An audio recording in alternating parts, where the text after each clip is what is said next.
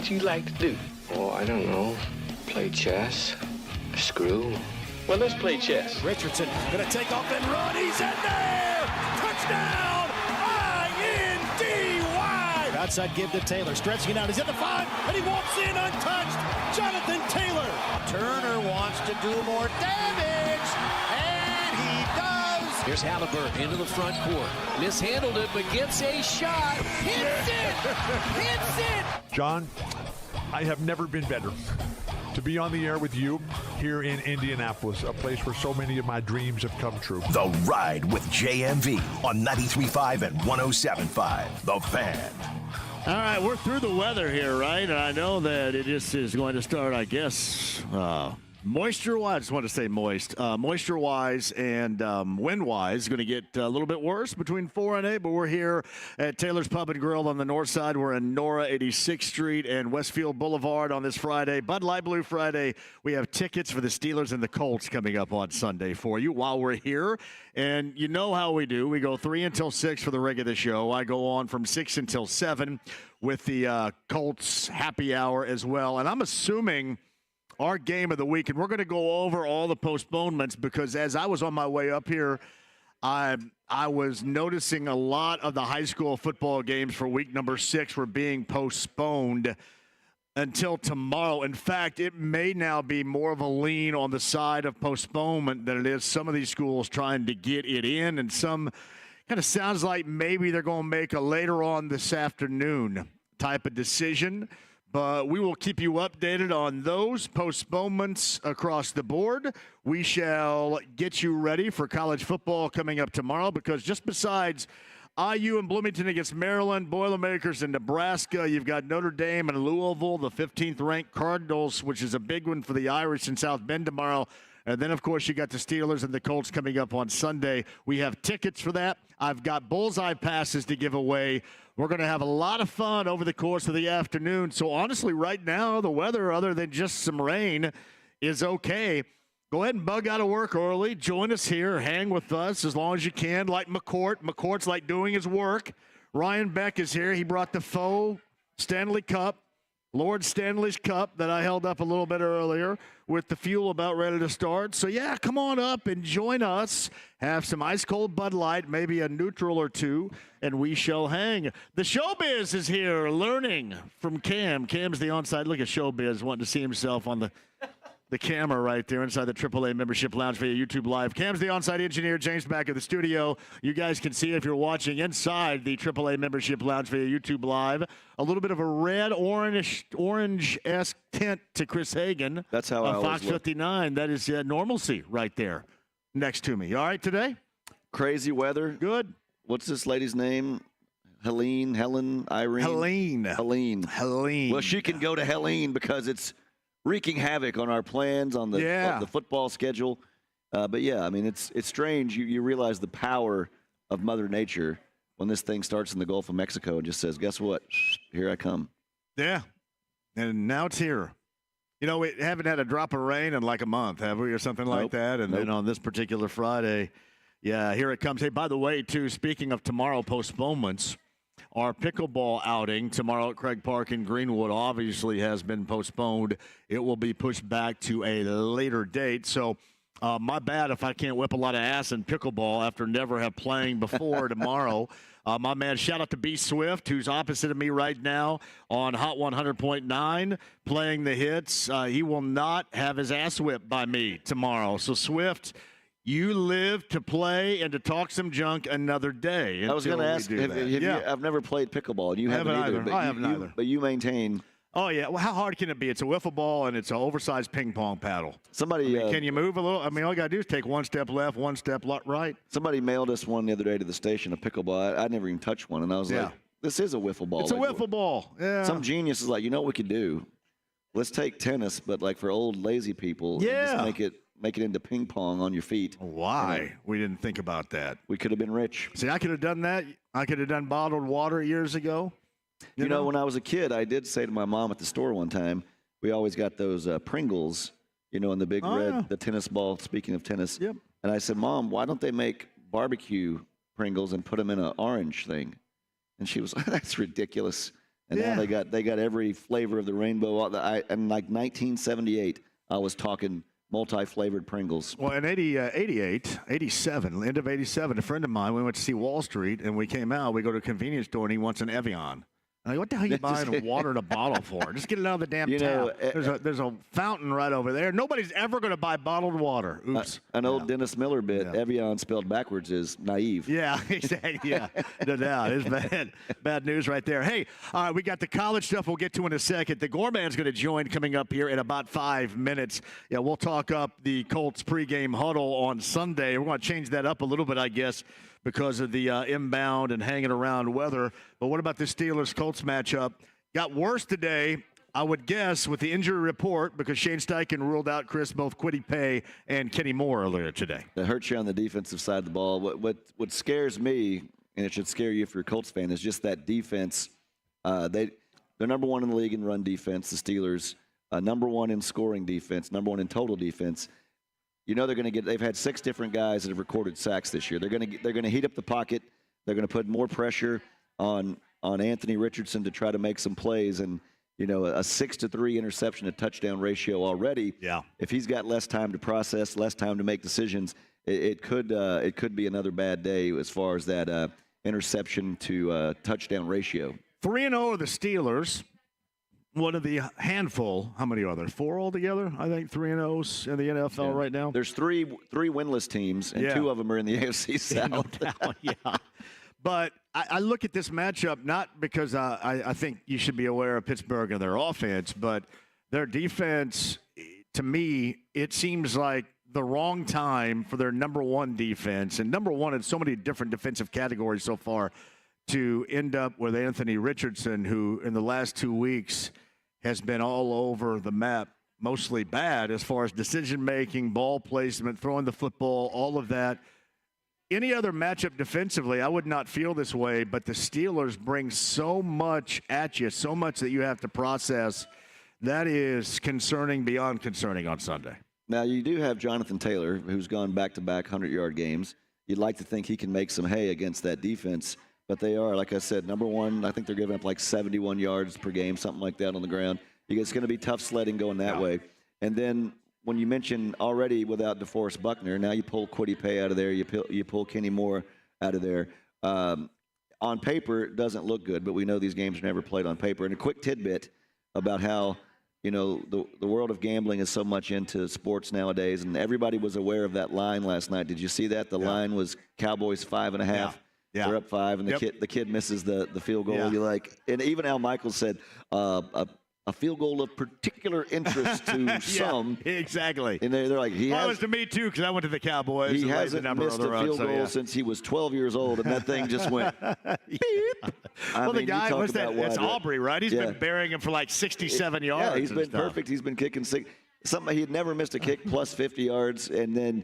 Absolutely dwarfed it. Can you imagine all the people sitting there holding the Cowboy tickets and we're like, we got this now, boy, and then no, you don't. AAA Membership Lounge, you can see Hagan. He kind of looks like normal, his normal reddish tint and hue. I'm running with the shadows of the night right here. You're backlit. So I'm like Benatar. Pat Benatar, yeah, right here. Hagan and I, Taylor's Pub, looking for you on a Bud Light Blue Friday. We would love to have you here today. I'll give you the guest list coming up, too, which includes our next guest, our first guest on the Andy Moore Automotive Group hotline. It is coming up on Sunday in Touchdown Town. However, it is being moved, I guess, because of the weather concerns. The Gorman, a part of our group on Sunday on the Colts pregame huddle, getting you set for the Steelers and the Colts, and a little bit of an update for us on Sunday, too. Gorman, how are you? I'm doing good, John. How are you, Chris Hagan? What's new? Well, I just left the casino, so no, I'm kidding. I wanted to say that. I wanted to say that before you did. I thought, where are you on location up at Twin Peaks playing grab ass today? Where are you guys at? Hey, get the. Can you get the place right, numbnuts? Seriously. Can you get it right? Where are you at? We're at Taylor's Pub and Grill. Dang. Oh, yeah. Can I bring you on here and you just go ahead? I'm like 7 minutes in, and you already blank up the show, Gorman. Way to go. Listen to me. I have had some great lunches over there and some fine times at Taylor's Pub, and I've often talked to the voice of the Colts, Matt Taylor, about buying that establishment and just having a two-for-one over there, and do some shows from there. But no, Big fan of Taylor's Pub. Love you guys, and I'll see you soon. You got. Wait, hang right here because I got a couple of things. One, Mike Silver was on the show yesterday, and I don't know why, I don't know how. He's a really big fan of the Gorman family. I'm like, why? That was my first question. Why? I've just known him for 20 years, and he hit it off. He hit it off with Irsay years ago, talking about the Who, their love of the rock and roll band from England, the Who. So that's what started it. And then he started doing stories on Jim here and there, and he'd get to the front of the line. And so I was just always around him, and he's got a big music background and stuff as far as his love of it. So that's how that whole thing started. And plus, he knows what he's talking about. So Silver's a great guest. Yeah, he was. Yeah, hey Jeffrey, Yeah. I'm gonna shift gears here now to the game. It's an unusual situation where 2 home games in a row, but last week you had a lot of Bears fans in the house because of the proximity, and then we know the Steelers travel so well, and Zaire Franklin even made mention of like, hey, we know they're going to travel well, but we're going to show them, this is our house and we make the rules, and I like that kind of attitude about let's reestablish.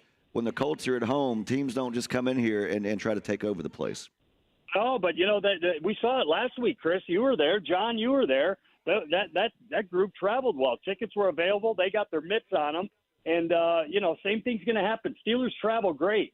I mean, it's funny you talk about that because even the players notice that. You know what I'm saying? Notice that. Hey, it's a 3rd down for the Colts offense, and boy, they're hearing buzzing in the stands. They know what it's like. They're getting a feeling of it. I talked to Michael Pittman Jr. earlier today in the locker room about it, and he goes, I kind of like it. Even playing on the road or even when you get some, an abundance of fans at Lucas Oil Stadium, it's fun to shut down 60,000-plus people with a first down catch. So he goes, it doesn't really bug me that much, but they do hear what the difference is. So, Chris, I'm just telling you, man, it's going to be another back-to-back game like that where it's going to be a loud place. I know for a fact that Steeler Nation is coming down to Indianapolis. I've read it on the boards. Do you expect it to be as much as it was last weekend against the Bears? Because it wasn't shocking because I think we all kind of braced ourselves, Gorman, and expected it. But once, the introductions and such, it did take you. It did because it was loud. They were there. Will we have or see as many of those towels waving on Sunday with Steeler fans? Oh, yeah. I mean, they travel wherever they go. So, they can play over the pond and they'll still travel well. But the Colts fans, man, I'm going to give them credit. You know what I mean? We do our little pregame hype up with them and stuff and say, don't forget to be loud. They're answering. J.J. Stankovic's up at, the voice of God at Lucas Oil Stadium. He does a nice job firing them up as well. And fans are starting to understand, hey, let's not get outmatched here. I thought a little bit against the Bears, but, yeah, John, absolutely. It's going to be, it'll be a first, 3rd down and 8 for the Colts. And you're going to hear some noise where you normally don't hear if they were playing Jacksonville or Seattle for that matter. So, they just got to overcome that. This is a tough matchup. You guys know this. I mean, they've given up 6 points total in the second half of all their games this year. Total, 6 points. I mean, that's what kind of defense they're going up with, and the whole thing starts up front. And guess what? We got a bunch of angry big fellas up front on the offensive line that are playing great, and the defensive line of the Steelers is the top in the league as far as, pressure goes on the quarterback and stopping the run and, pass defense as well. They're all in the top 10. They lead it in overall defense. So I'm talking about just control the line of scrimmage. I know it's easier said than done, but we got some angry big fellas up front that they can do that and get Jonathan Taylor cooking. And, maybe we do see more carries out of number 5 this week. Maybe we do see him in the double digits with rushes, with him taking off even on broken plays, but some design plays too. I think these guys can get beat up front. I think we're going to have a hell of a running game. Jonathan Taylor, a big day. And Michael Pittman last year, don't forget, with a lot of the same personnel, he was knocked out of that game, unconscious almost after that hit helmet to helmet. That was awful, ugly. That was with 8 minutes to go in the second quarter. At that time last year, guys, he had 4 catches for 78 yards. So, and Fitzpatrick was out of the game early on that one, so he wasn't in there. He'll be back this year. But I'm saying this system, the way that our system matches up as theirs, we're going to have some shots down the field. I'm looking forward to watching Pierce and Pittman do their thing. Yeah, that's the thing about, how Jim Bob and Shane are going to try to attack that defense because, like you said, there aren't many cracks in it. Number 1 against the run, we talked about before he came on about how Taylor, back-to-back weeks over 100 yards, maybe you can make some hay there. But I know Shane has also told us before about how he looks around the league. He looks at, things that high school teams, college teams. He's always looking for some type of schematic thing that maybe people have missed. I don't know if you watched that game the other night with the Commanders and what they are doing with Jaden Daniels, the mix of him throwing. He runs the ball. I think Richardson, they need to find a way to make him more dynamic than what we've seen as far as being a triple threat kind of guy that can get things done. And I think you look around the league and you see some other quarterbacks are doing it. And I know the other side of that is fans don't want to see him running out there and getting hit. They're worried that he's going to have, an injury. I just think there's got to be a balance they find in that regard. I'm not disagreeing with you, but also not many offenses have Jonathan Taylor behind their young quarterback. So, let's not forget that. I understand we all want him to be Superman, but 8, 9, 7, 8, 9 games total in his, professional career. And I know Daniels is a rookie as well and is doing well there, but I just want to simple stuff down for the young man. If I'm, which I'm not a coach in this league, don't forget, I just don't want to load up, a young quarterback with a bunch of information. I just want to make it simple and sweet and highlight what he does best. So, don't give him too much. And, it's just going to be a matter of time before stuff clicks because, I've talked to a lot of players over the years, regardless of the position they play, but they say the same thing. The game literally slows down for them, that they can see the whole picture now rather than it being hazy or fuzzy. And it makes a lot of sense. Obviously, at that position, a young man still, Chris Hagan, don't forget, the youngest starting quarterback in the league. So I don't know how much pressure I want to put on him. I understand what you're saying about make him a triple threat, but let's make it easy for him, make these other, high-paid offensive skill players earn their due. I'm talking about Taylor. I'm talking about Pittman. Get A.D. Mitchell involved in this stuff, and it's going to be fun. And, I'm shifting gears here, but, I don't want to play call for anybody, but I bet you see a lot of Mo Alley Cox sitting next to Braden Smith on some offensive plays this coming Sunday for the walk-in Hall of Famer T.J. Watt over there. So, and Braden Smith didn't practice today, so you're suggesting he will play coming up on Sunday and need help from Mo Alley Cox with T.J. Watt. Is that what you're saying? Or am I not supposed to say that? No, you're just, as usual, John, you're probably 2.5 margaritas in already, so you're putting words in my mouth. So, man, it's a Bud Light Blue Friday. Can you get a damn thing right? Seriously. Whatever. It's a Bud Light Blue Friday, Gorman. I'm 2.5 Bud Lights in. Thought you were a wine cooler, John, but I know you're heading wine cooler guy down there, south side. You're making Showbiz laugh next to me right here. No, it's happened before. You saw Ryan Kelly miss last Friday's practice as well. He came out. Braden's a veteran, and you don't know what Coach Steichen's doing with these guys as far as rest goes. But, I'm just saying who's ever out there on the right side, a healthy dose of tight end giving some help with T.J. Watt should be in order.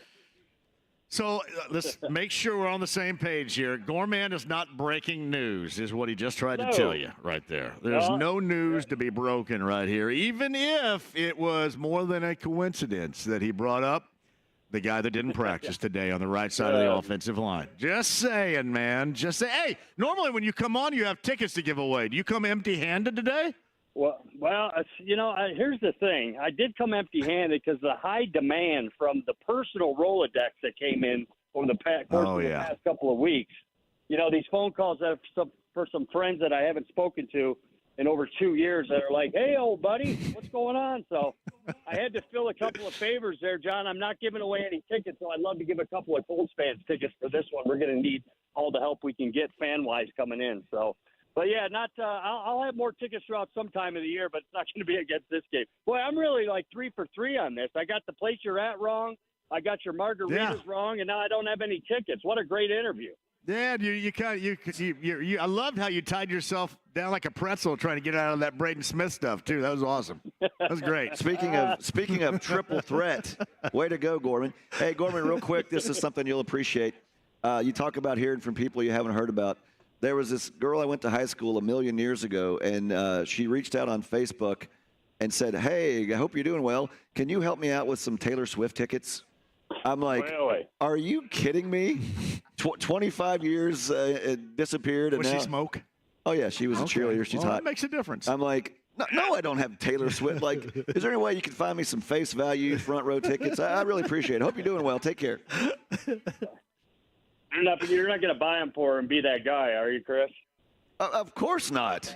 It's just funny how people think we go around with a dump truck full of tickets to everything and just, hey, how you been? I hadn't talked to you since you were 6 years old. How about 4 tickets? That's nice, man. Hey, by the way, in closing here, Pittsburgh Steelers Sunday. What are who are the most popular musicians from Pittsburgh, in and around Pittsburgh? Yeah. From Pittsburgh? Bands, musicians, bands. Who do we got? I guess you know one. That's why you're asking. I think I got 3 in mind right here. Do you guys got anybody? I guess you know one because you asked. I got nothing. From Pittsburgh. Brett Michaels is a big Steeler fan. Brett Michaels of Poison, a big Steeler fan, and he's from Western Pennsylvania. Isn't Donnie Irish? Donnie Irish is from Pittsburgh. What a relevant reference to the young listeners out there, John. Good gravy. Well, how about Rusted Root? Rusted Root is from Pittsburgh. All right. Well, you reach out there with today, Hey, John, Gorman, you ever go to a Rusted Root show and like burn mini? Did you burn a lot? On the one, you burn a lot at a Rusted. No, never. There is zero way Gorman was not back in his era in his 20s at a Rusted Root show around all that was going wrong and very illegal. There's no way, none. Absolutely. Hey, guilty as charged. If there was a bong, if there was a bong, I was around it, John. I promise you that. Good Lord. That's awesome. Jeffrey Bongman. Yeah, one day we'll write the book. Believe me, it'll be a bestseller. I can't wait. All right, so evidently we're up in the booth on Sunday. Who made that decision? I don't like it. Yeah, I'm glad you brought this up. That is our wonderful, one of the best in the world at what he does, Matt Taylor. But when it comes to him being a meteorologist, he's worse than you, John. Okay, so Wednesday night he starts getting sniffs around. You know, hey, there's going to be some of this blowing and some rain here and there, and it looks like. So he just put it into motion. Hey, let's get the stuff out of the inclement weather. He's trying to save Irsay about $30,000 in equipment, and I'm saying, hey, we got to be with the people, John. In the weather, Touchdown Town is not closing down. Weather, it's not weather permitting unless there's lightning, and right now it's not in the forecast. So I'm going to be in defiance of Matt Taylor, and I'm going to do most of the show from Touchdown Town from my phone. Just to be defiant to the voice of the Colts, Matt Taylor, to say we should be with the fans. But, yeah, you'll be indoors, John, and plus you got food right next to you. Oh, I'm not eating it, man. You know that. Come on now, Gorman. Yeah, we are not going to be in Touchdown Town. We'll be in the booth coming up on Sunday. That's the Gorman here getting you set for the Steelers and the Colts in week number 4 on Sunday. Have a great weekend, man. We'll see you down there. All right, John. Have a good one. See you guys. See you, Jeff. The Gorman on the Andy Moore Automotive Group hotline. Taylor's Pub and Grill, our location, Westfield Boulevard, 86th Street. We're in Nora, and we've got tickets to give away. Even though the Gorman didn't, we do. Courtesy of Bud Light, our friends at Zinc. Steelers Colts tickets to give away. We shall explain how you can win them. Bob Lovell with the latest updates on those postponements. Tomorrow, many of these games will be played. Week number 6 of the high school football season. Bob joins us, and we'll bring Chris back on here as well. We got a busy day of college football tomorrow that Chris Hagan has to get to as well. Mike Wells and the voice of the Hoosiers, Don Fisher, who celebrated a birthday yesterday, will join us in the 5 o'clock hour. Don't go anywhere. Bullseye passes and a lot more on a Friday. Don't worry about the weather. All is good. Taylor's Pub, Nora, we want to see you here. 93.5 and 107.5, The Fan.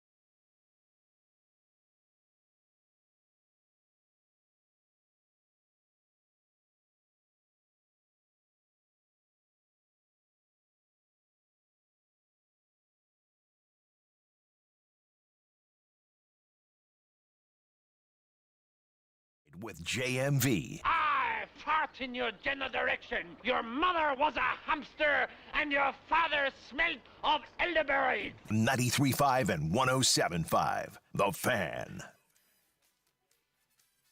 This is Pittsburgh, Pennsylvania's very own. I believe he's still alive, too, is he not, Hagan? Donnie Iris. This is Aliyah. This is a hell of a good song, don't you think? What is that, 1980? Yeah. Hey, James, add a little volume to this classic, please. We'll let it get into the meat of it here. Hey, did you have this on 45? I did not. Why not? Couldn't afford it. Pittsburgh, Pennsylvania's own Donnie Iris. That's probably his first and last hit. Might have. I think he had Love is Like a Rock. Love is Like a Rock. That was a video I'd see on MTV. He's wearing the white T-shirt there. Yep. Taylor's Pub, Nora, Bud Light Blue Friday, Steelers, Colts tickets to give away. We would love to see you up here. We're going to be busy all afternoon long. Mike Wells of ESPN Radio after 4. Who else we have? Don Fisher, voice of the Hoosiers, coming up at the 5 o'clock hour. But we have a lot of postponements until tomorrow to get to, because you get some weather around here, and especially the weather's supposed to be, I think, around a lot of these kickoff times tonight at its worst. Got a list we'll get to in a second, but Bob Lovell's brought to you by your Express Pro Tire and Auto locations every Friday right here on this show. Joins us now on the Andy Moore Automotive Group hotline of Indiana Sports Talk. Yeah, more than a handful, but I will say this. I think, Bob, our game of the week with Westfield and Brownsburg, at least from what I have seen, it looks like that their game is on Friday and going as planned as of right now, correct? I have not heard anything to the contrary, John. That's number one versus number one, if you can believe it. Yeah. It's a great game. In fact, they get a chance to play it. And frankly, from my standpoint, this is week number 6, and we've had 3 Fridays, John, where it has been, and I've never experienced it in 31 years of being on the air. We've had more games on Friday nights than at any other time since I've done it. It's been crazy. And it just continues the wacky weather that we seem to have on Friday nights. Yeah, and if it's not been just, kind of hardcore, just the lightning alone that has been sprinkled at least, like 3 of the, like last week I was at Center Grove and whatever the hell that team was from Ohio, and, they had to slow it down for a minute because of the lightning. It's been problematic for sure. Well, it has, and it's, the problem obviously for the kids is they've gone through a week of preparation. They're getting ready. They're what they hope to be an emotional high and a mental high and ready to play. And then you get deflated and you don't have a chance to play, or you start, you stop, you start, you stop, all that kind of stuff. And so, we only had 3 weekends. If my recollection is clear, from the start of the season, we've only had 3 of those weekends where we've gone ahead and had football games without much of a problem. So, just continues to be one of those falls for us. Yeah, all right. Some of the games, by the way, at least of local interest. Carmel, North Central, right down the road. They're going to kick that off tomorrow morning at 11 a.m. Bloomington South, Southport at Southport tomorrow morning at 10 a.m. Down on the south side, of course. Edinburgh out of Johnson County, Switzerland County. That's at 6 o'clock tomorrow evening. I would say, depending upon how far you have to travel, this can really throw a wrench, not only into the weekend or the timing for the teams and the coaching staff, but probably trying to wrangle officials for these games a day later is difficult too.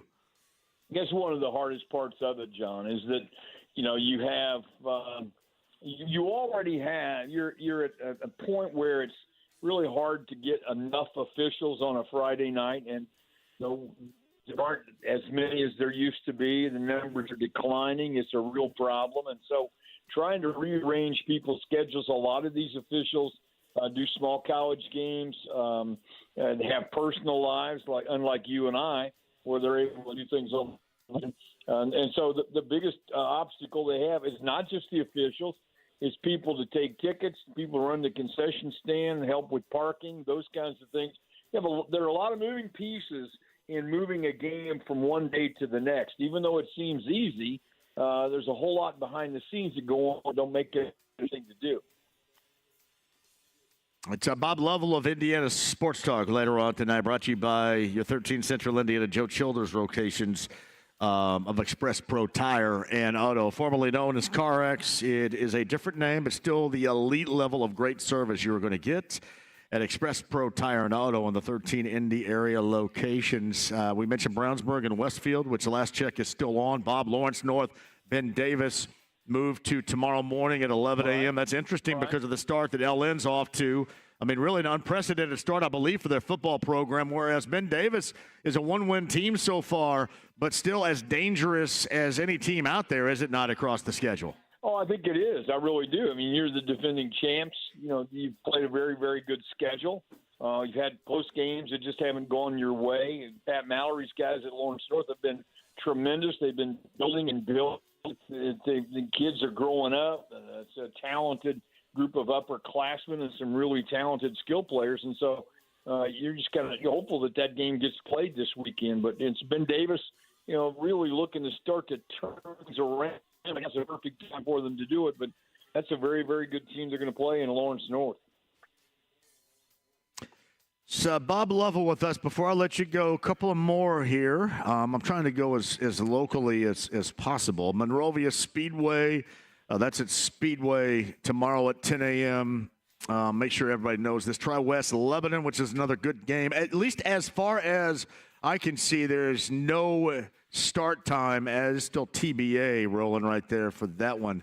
But it has been moved up until tomorrow. So, yeah, a handful are going with the still to be announced. But I would expect maybe a little bit more this afternoon. Maybe there's a 4:30 deadline to make that final decision for some of these teams, Bob.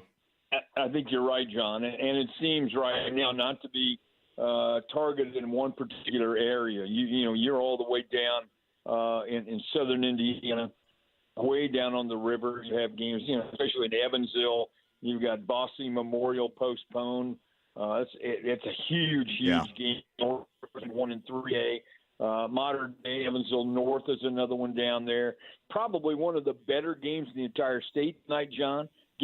Southern and Heritage Hills is postponed until tomorrow. That's number 1 and number 2 in 3A. So it's a tremendous weekend for games. And going into it, obviously weather has changed it around. The only thing I haven't really seen is anything really up in the region or in Fort Wayne or up in there, and so who really knows? But right now, I think we're all in a wait-and-see pattern in terms of who's going to be able to play and who's not, and obviously we put the care and well-being of the kids first and make decisions that are right for them and for the coaches and people involved. So hopefully we can get a weekend next week where we're able to play some football and talk about games rather than postponements. You got it. Bob Lovell's got you covered later on tonight and tomorrow as well. Not just the high school, but certainly collegiately. There's a lot of interesting stuff going on in the state coming up tomorrow. And he's brought to you by your Express Pro Tire and Auto locations, 13 and all every Friday right here. Bob Lovell of Indiana Sports Talk on the Andy Moore Automotive Group hotline. Have fun with this juggling act the next 2 nights with the high school football stuff, Bob. You'll be great, I'm sure. And we'll do it again next week. I look forward to it. See you, buddy. Bob Lovell right there. Larry Howald. See you, Larry. Good to see you, man. Long time no see. Chris Hagan, JMV at Taylor's. Yeah, I mentioned the college football schedule tomorrow as well. IU, Maryland, noon. Boilermakers, West Lafayette, Nebraska. South Bend, you've got Notre Dame, number 15, Louisville. So the state is locked and loaded with a lot of interest coming up tomorrow. Yeah, it's always cool when you get all the teams at home. You know, sometimes it's hard on the sports departments to try to go get out there to all the games, but I love it too when they can stack them, when you can go like a nooner, 3:30 in a night game. But Georgia, Alabama tomorrow night in the SEC. As an SEC homer, how can you not like that game, man? Yeah. How about this? We talk about, you know, point spreads and whatnot. Do you know Bama's a home underdog? Can you guess the last time they were a home underdog? Was it when Mike Price was the head coach? Does it go back that far? He never coached. No, he never coached, did he? He went to the strip club and got by. Yeah, I'm sorry. Yeah. Mike Shula was the coach. Mike Shula, yeah. Actually, it goes back to 2007. Okay. They were a home underdog, and they haven't been an underdog of any kind in 95 games. Like, are you serious? Like, how is that possible? So I don't know. Like last week, remember we were talking about Michigan being a home underdog. Yeah. They go out and win outright. I think Bama will win tomorrow too. That's unbelievable that you think you can. Can't nobody run into T-Town and knock off the Tide. I know Saban's gone, but that's you're going to see about 30. They won't all be drafted this year, but you'll see about 30 NFL players total on that football field between both rosters. You mentioned that, and then your team in the SEC, Mississippi State, gets Texas. Oh, and I don't God. think Steve Sarkisian has yet to answer the question, who's going to start at quarterback? Is it going to be You know yours? what? Is it going to be Manning? Who's it going to be? You could start at quarterback, and they would win. They're favored. Get this. It's a conference game. If you're in a conference game and you're a 38-point underdog, you just need to leave. That's what the spread is. It's in Austin. Of course, it's the first game. If you're Sarkisian, who would you start? I would start Arch because this is basically a cakewalk game. Yeah. And then you got to bye next week, so you can have yours. Just let him get good and healthy for the real games they're going to play down the line. So obviously, if the kid feels like he's good to go, he's going to want to go play. But I'd kind of just because of so much history with the Mannings, Archie, Eli, and Peyton in the SEC. I think it'd be cool that the first SEC game that Texas ever plays, if it's a Manning that's starting a quarterback. That's just that may be the direction they end up going. I think that would be pretty cool. Even cooler if they were playing Ole Miss. Yeah, and then a better matchup too. If they shut up, John, we know. Or if they were playing Tennessee. Yeah, exactly. Yeah. So that's unbelievable. The lineage of one name. It's almost like the Andretti's in racing. You think 3 generations. You think the 3 generations of the hardest position to play in all of sports, quarterback. And then you saw what Arch did when he got a chance. Arch, and kudos to him. He could have left and got huge NIL money, been an instant starter anywhere else he wanted to go. He could pick his school, but he's like, you know what? I'll stay here. I'm not the starter. When I get my chance, I'll go out there and look like a Heisman Trophy candidate. Speaking of Andretti, did you see Michael took his name off of Andretti Global? And isn't that crazy? So what's going to happen? I know that they've been trying to get into F1. And those Euro clowns are screwing with them big time. That was a huge setback. That was. So where's this? What's this say about the future of that team? That would be fairly major. When I saw that, that was shocking. It makes you wonder what's going to happen. What's the direction? And they call this silly season for a reason, but that's the silliest thing I've ever seen in an IndyCar silly season. Yeah, we thought that Rossi hooking up with Ed and doing an ECR, but man. That you have to have that cornerstone, don't you? Yeah, that's a name. Like we said, that's a name that's synonymous with the sport, open wheel racing in America. And then it started with Marco. Marco stepped back, and then now you see the team name, and you say, okay, you see the hallmark of that organization. You go, you know what? I've had enough of this. Chris Hagan of Fox 59 JMV here. We're live at Taylor's. We're on the north side. Nora, that's 86th and Westfield Boulevard. We would love to see you here. We've got Steeler Colts tickets to give away courtesy of Bud Light on this Blue Friday. I know the weather is supposed to be bad. You're asking me about Yacht Rock Review. I am going tonight, and I have yet to be told that it is anything but a smooth I see what you did there. Coming up tonight at Everwise Amphitheater downtown at White River State Park. Hopefully I see you there because I intend on going. I haven't heard anything to the contrary. So if you won tickets with us, if you plan on going, last check, that is still on. But I would, if you have something that even steps outside for a minute, I would check your local listings, and hopefully we'll have some answers for you regarding some more of these football games being pushed back to tomorrow in week number 6 of the high school season coming up. As it stands right now, until somebody tells me otherwise, Brownsburg, Westfield, Eddie Garrison, Jim Leisure coming up, your high school football game of the week tonight at 7 o'clock right here on The Fan. Again, until we're informed otherwise, we shall go with that. We'll update you on those games that have been postponed. More Steelers-Colts conversation. Mike Wells, Don Fisher, because the Bloomington game tomorrow is large as well. IU and Maryland, a little conversation about that. And bullseye passes to give us away as well coming up. Bud Light Blue Friday, Nora location, Taylor's Pub, 93.5, 107.5, The Fan.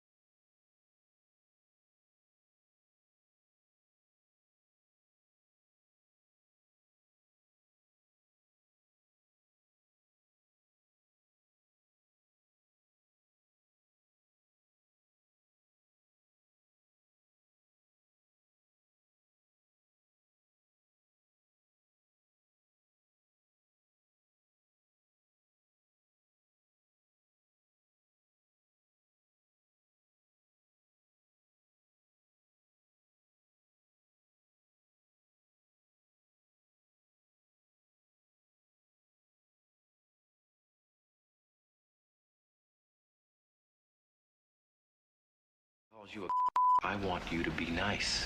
93.5 and 107.5. The Fan. The fantastic food that Chelsea's going to tell us about a little bit later on, courtesy of Taylor's Pub. Thank you, Billy. Billy brought over the egg rolls. Chris Hagan, Fox 59, JMV right here. The fever season ended back on Wednesday night. That best of 3 back-to-back wins for Connecticut, and then a hell of a lot of drama, it seems like, ever since, at least social media drama, which is always the case, and stupidity. Well, first of all, it's a stupid format. You get back in the playoffs, you're not guaranteed a home game. Mm-hmm. And then it's stupid for the higher-seeded team because if you lose one of those games, let's say Connecticut lost game 2, a very close game. Now they have to go play a winner-take-all game on the road, and they're the higher-seeded team. So it's a garbage format. It needs to go best of 5. I think it will. As for the social media stuff, the WNBA is more, I don't want to say relevant, but I'll say more recognized than it's ever been. Yeah. And we talked about gambling earlier. And this guy last night for the Marlins, he went 0 for 6. Yeah. He struck out 5 times. And he got reamed on social media. Wasn't because of anything. Wasn't because he was female or his race. It was because he went 0 for 6 and struck out 5 times. So that's part of sports. When social media comes up with sports, people get dogged all the time because you lost money. They cost you money. They beat your team. They cost your team. So I think that's part of it. There's going to be hatred. I don't think you equate all the hatred on social media with just people being racist. I think there is an element of that which needs to go. But I don't think anybody who's a Caitlin Clark fan or a Fever fan should be judged as being racist just because they're a Caitlin Clark fan or a Fever fan. So I don't like when people say all this and all of them and all of they because I think that's where you get into trouble. What if I just say a bunch of dumbasses? Yeah, okay. I think there's dumbasses across the board in all walks of life. And I think what we learn on this show is I think 95% of people are good people. You meet them, you talk to them, you have a good time. You come in here. We love them here. You come in here and enjoy a cold beer. We see young folks, old folks, folks of all, races, genders, and it's good times. So I think that's the main thing we need to have in life is live interaction, one-on-one. It's when you start getting groups that hide behind their computer and, well, he said this and they said that, and some guy that's just got it's not a picture of him. It's some weird name with all these numbers at the end of the name, and that's when you can tell it's a bot.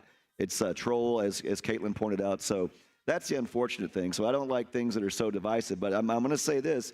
When you're a pro athlete, and millions of people are watching and people are gambling, you're going to take some bad word.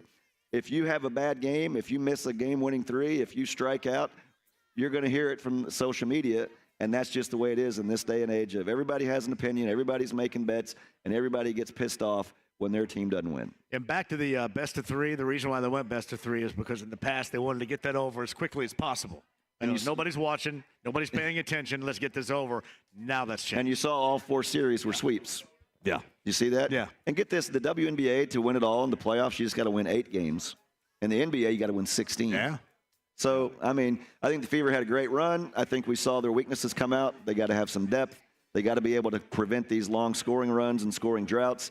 And I think they're a young team, and they're going to be better for it. Wells on the other side of ESPN Radio. His Slow Jam also coming up, too. Don Fisher celebrated a birthday yesterday. He joins us. We'll talk IU Maryland tomorrow as well. A lot more college football in the way. Steelers, Colts tickets. Taylor's Pub, Northside today. We would love to see you on a Bud Light Blue Friday. AAA Membership Lounge via YouTube Live. Hello, everybody. 93.5 and 107.5, The Fan.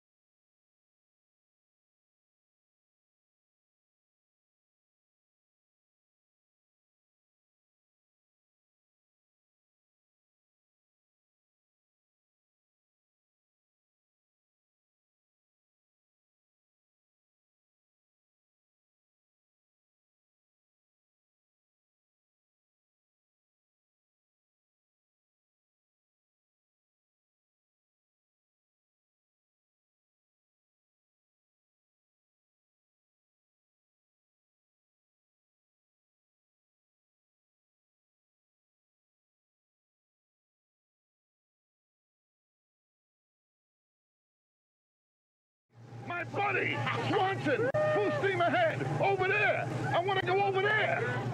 Move over, Swanson. I'm driving. 93.5 and 107.5. The Fan. All right, not much of a lead-in here for our next guest. Know what it is that you done to me, but it got me to a crazy way.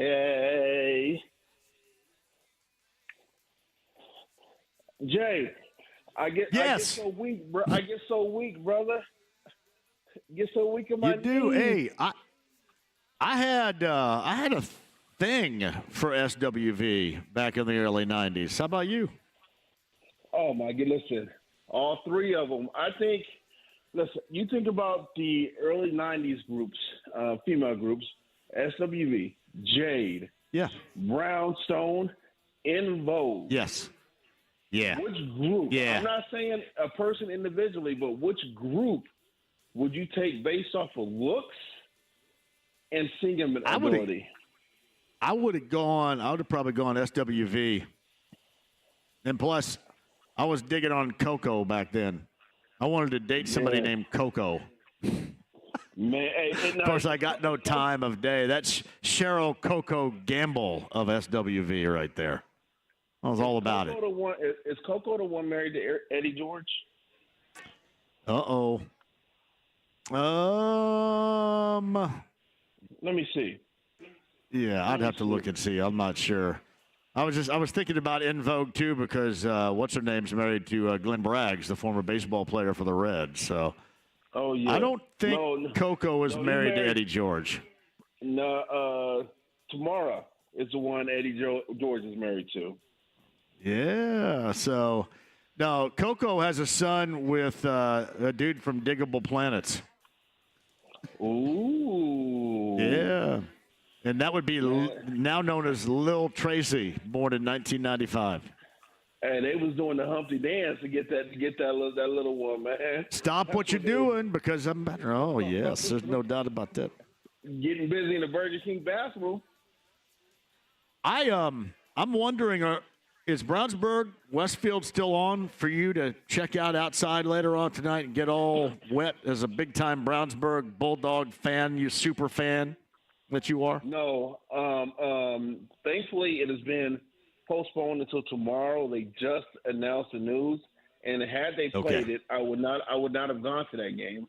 I would have probably been checking it online, but I'm not going to go sit my behind out in the rain and the wind for that. But so it'll be played tomorrow. Why is Center Grove playing tonight?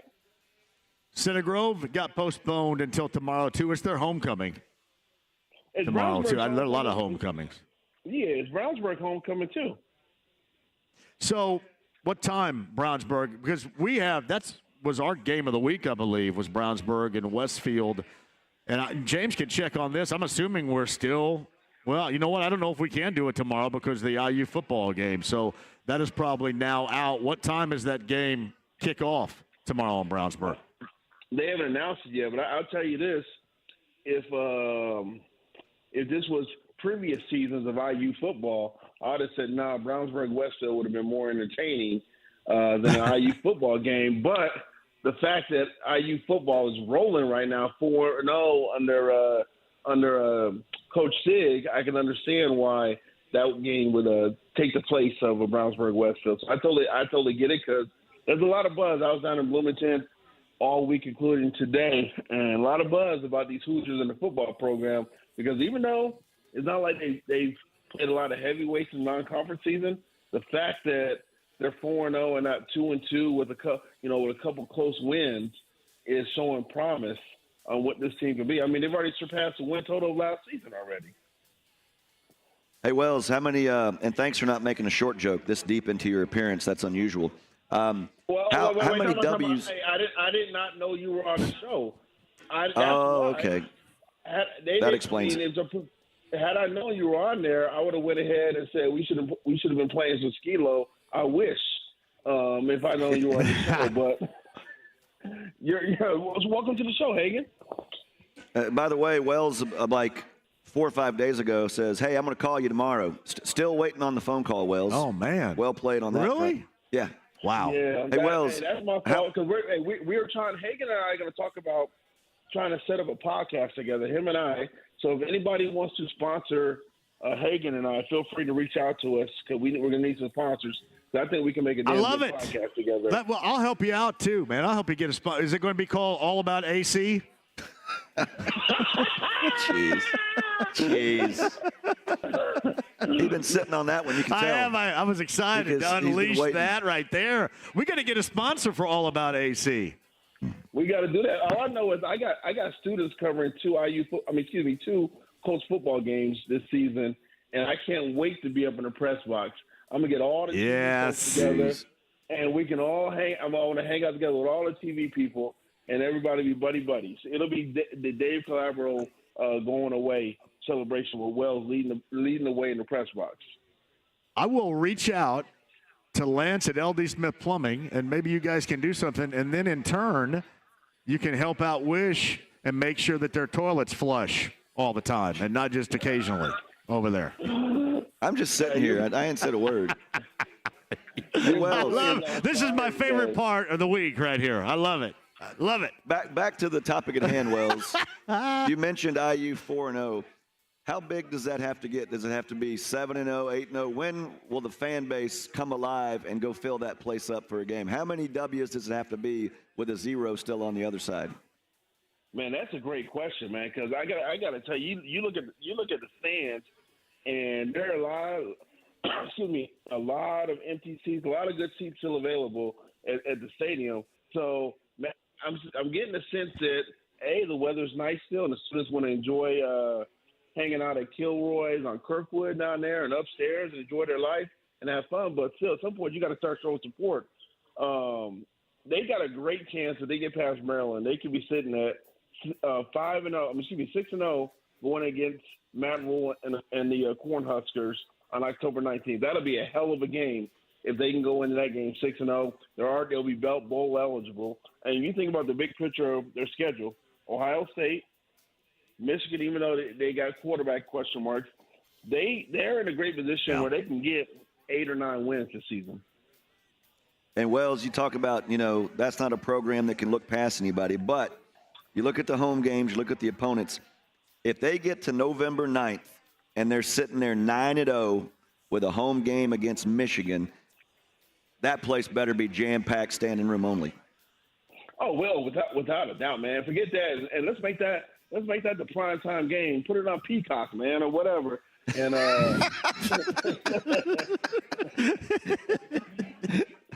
it would be amazing. I mean, I always like to play this game and say, what if? If IU's sitting 9-0 at that point, you got to figure they're probably ranked in the top 15. Michigan's a top 10 team at that point, defending reigning national champs. That place, you're right. They could have that the college game day in Bloomington for football. Imagine that. You could have the place packed. They could name the time slot they wanted to. It'd be the national game. And that would be probably the biggest IU football game that fans were allowed to attend. Obviously couldn't in the COVID year. That would be the biggest thing football seen in there in half a century. Yeah, and the fact that we have just spent the last 2 minutes talking about IU before we talked about the Colts finally getting their first win and about the Pacers getting ready to get training camp going, that tells you something about IU football. They have leaped ahead of the two sports that dominate the state from a sports standpoint. Yeah, it's fun. I'm glad that it's fun again because they need it. Really, everybody needs it, especially in this era, Mike. We know that as we move forward with, the wackiness is only going to continue. NIL era and transfer portal-wise going to become more wacky. But when they talk about this game tomorrow being the biggest game that we have seen there since, I think, Cincinnati. I think Zach Osterman told me maybe when Cincinnati was in there a handful of years ago. Good to see. It really is good to see. And, I know that they want the students to be there and hang out. We'll talk to Don Fisher about that coming up a little bit later on. Weather's going to be, I'm sure, difficult tomorrow. But Man, a winning team, a fun team to watch in the process, it always, does it not, Mike, make everything better? Oh, it makes life luxury. It's a luxury of life when things are winning, especially. And Tom Allen was a very nice guy, but the reality is the football program was just going continuing to go downhill and everything. And just for Sig to come in and bring some energy and excitement back into this program, especially with the hype of college basketball season getting ready to get going in a few weeks and stuff. It's a good time down in Bloomington. I'll tell you that. And that's somebody who teaches a lot of students who are interested in sports, and to hear their excitement and talking about things is pretty darn good. Yeah, winning cures everything, and we'll shift gears that to the Colts. And I tell you what, it seems like every week we've talked about how important the game is, but you talk about the difference between being 2-2 and 1-3. That's enormous. Another coin flip game.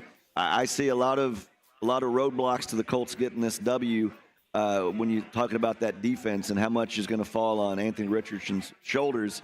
And through 3 games, he's had more struggles than celebrations. What do you see as the key for him taking that next step? What right now in your eyes is holding him back to be what he can be? Consistency. I mean, if you're completing less than 50% of your passes, not only consistency, but making the right plays. I mean, making the right reads. I mean, he's made some good reads, but just have made horrendous throws. And then there's been times where he just made horrible reads. I mean, that interception last weekend, I described it as, remember when we used to play football on the street and you're doing, 5 Mississippi or 10 Mississippi and the rush is coming and you just got to get rid of the football?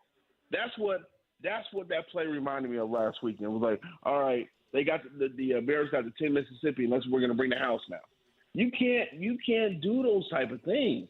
You got to be smarter than that, and you got to be able to read what the defense is giving you. And now you got to sit there and go against T.J. Watt and that Bears defense. And while you're not going to have Kwity Paye and Kenny Moore in your defense to try to rattle Justin Fields, the equation does not add up for the Colts. It could be a struggle for this weekend, and I think the 3 of us will definitely agree there's going to be a lot of black and gold in Lucas Oil Stadium because the Steelers fans travel very, very well out there, and it could be borderline road game for the Colts. So it starts and it completely stops with what Anthony Richardson's got to do. He's got to get that completion percentage up one way or another because if not, defenses are not going to respect his ability to make plays. And that's been the case all year, even before the season started. Everybody said, hey, the Colts going to be good. The Colts going to be – I go, it depends on one guy. It's crazy to say that, but week to week, that's the case. And how he performs this week is going to have a huge, sway factor on what happens.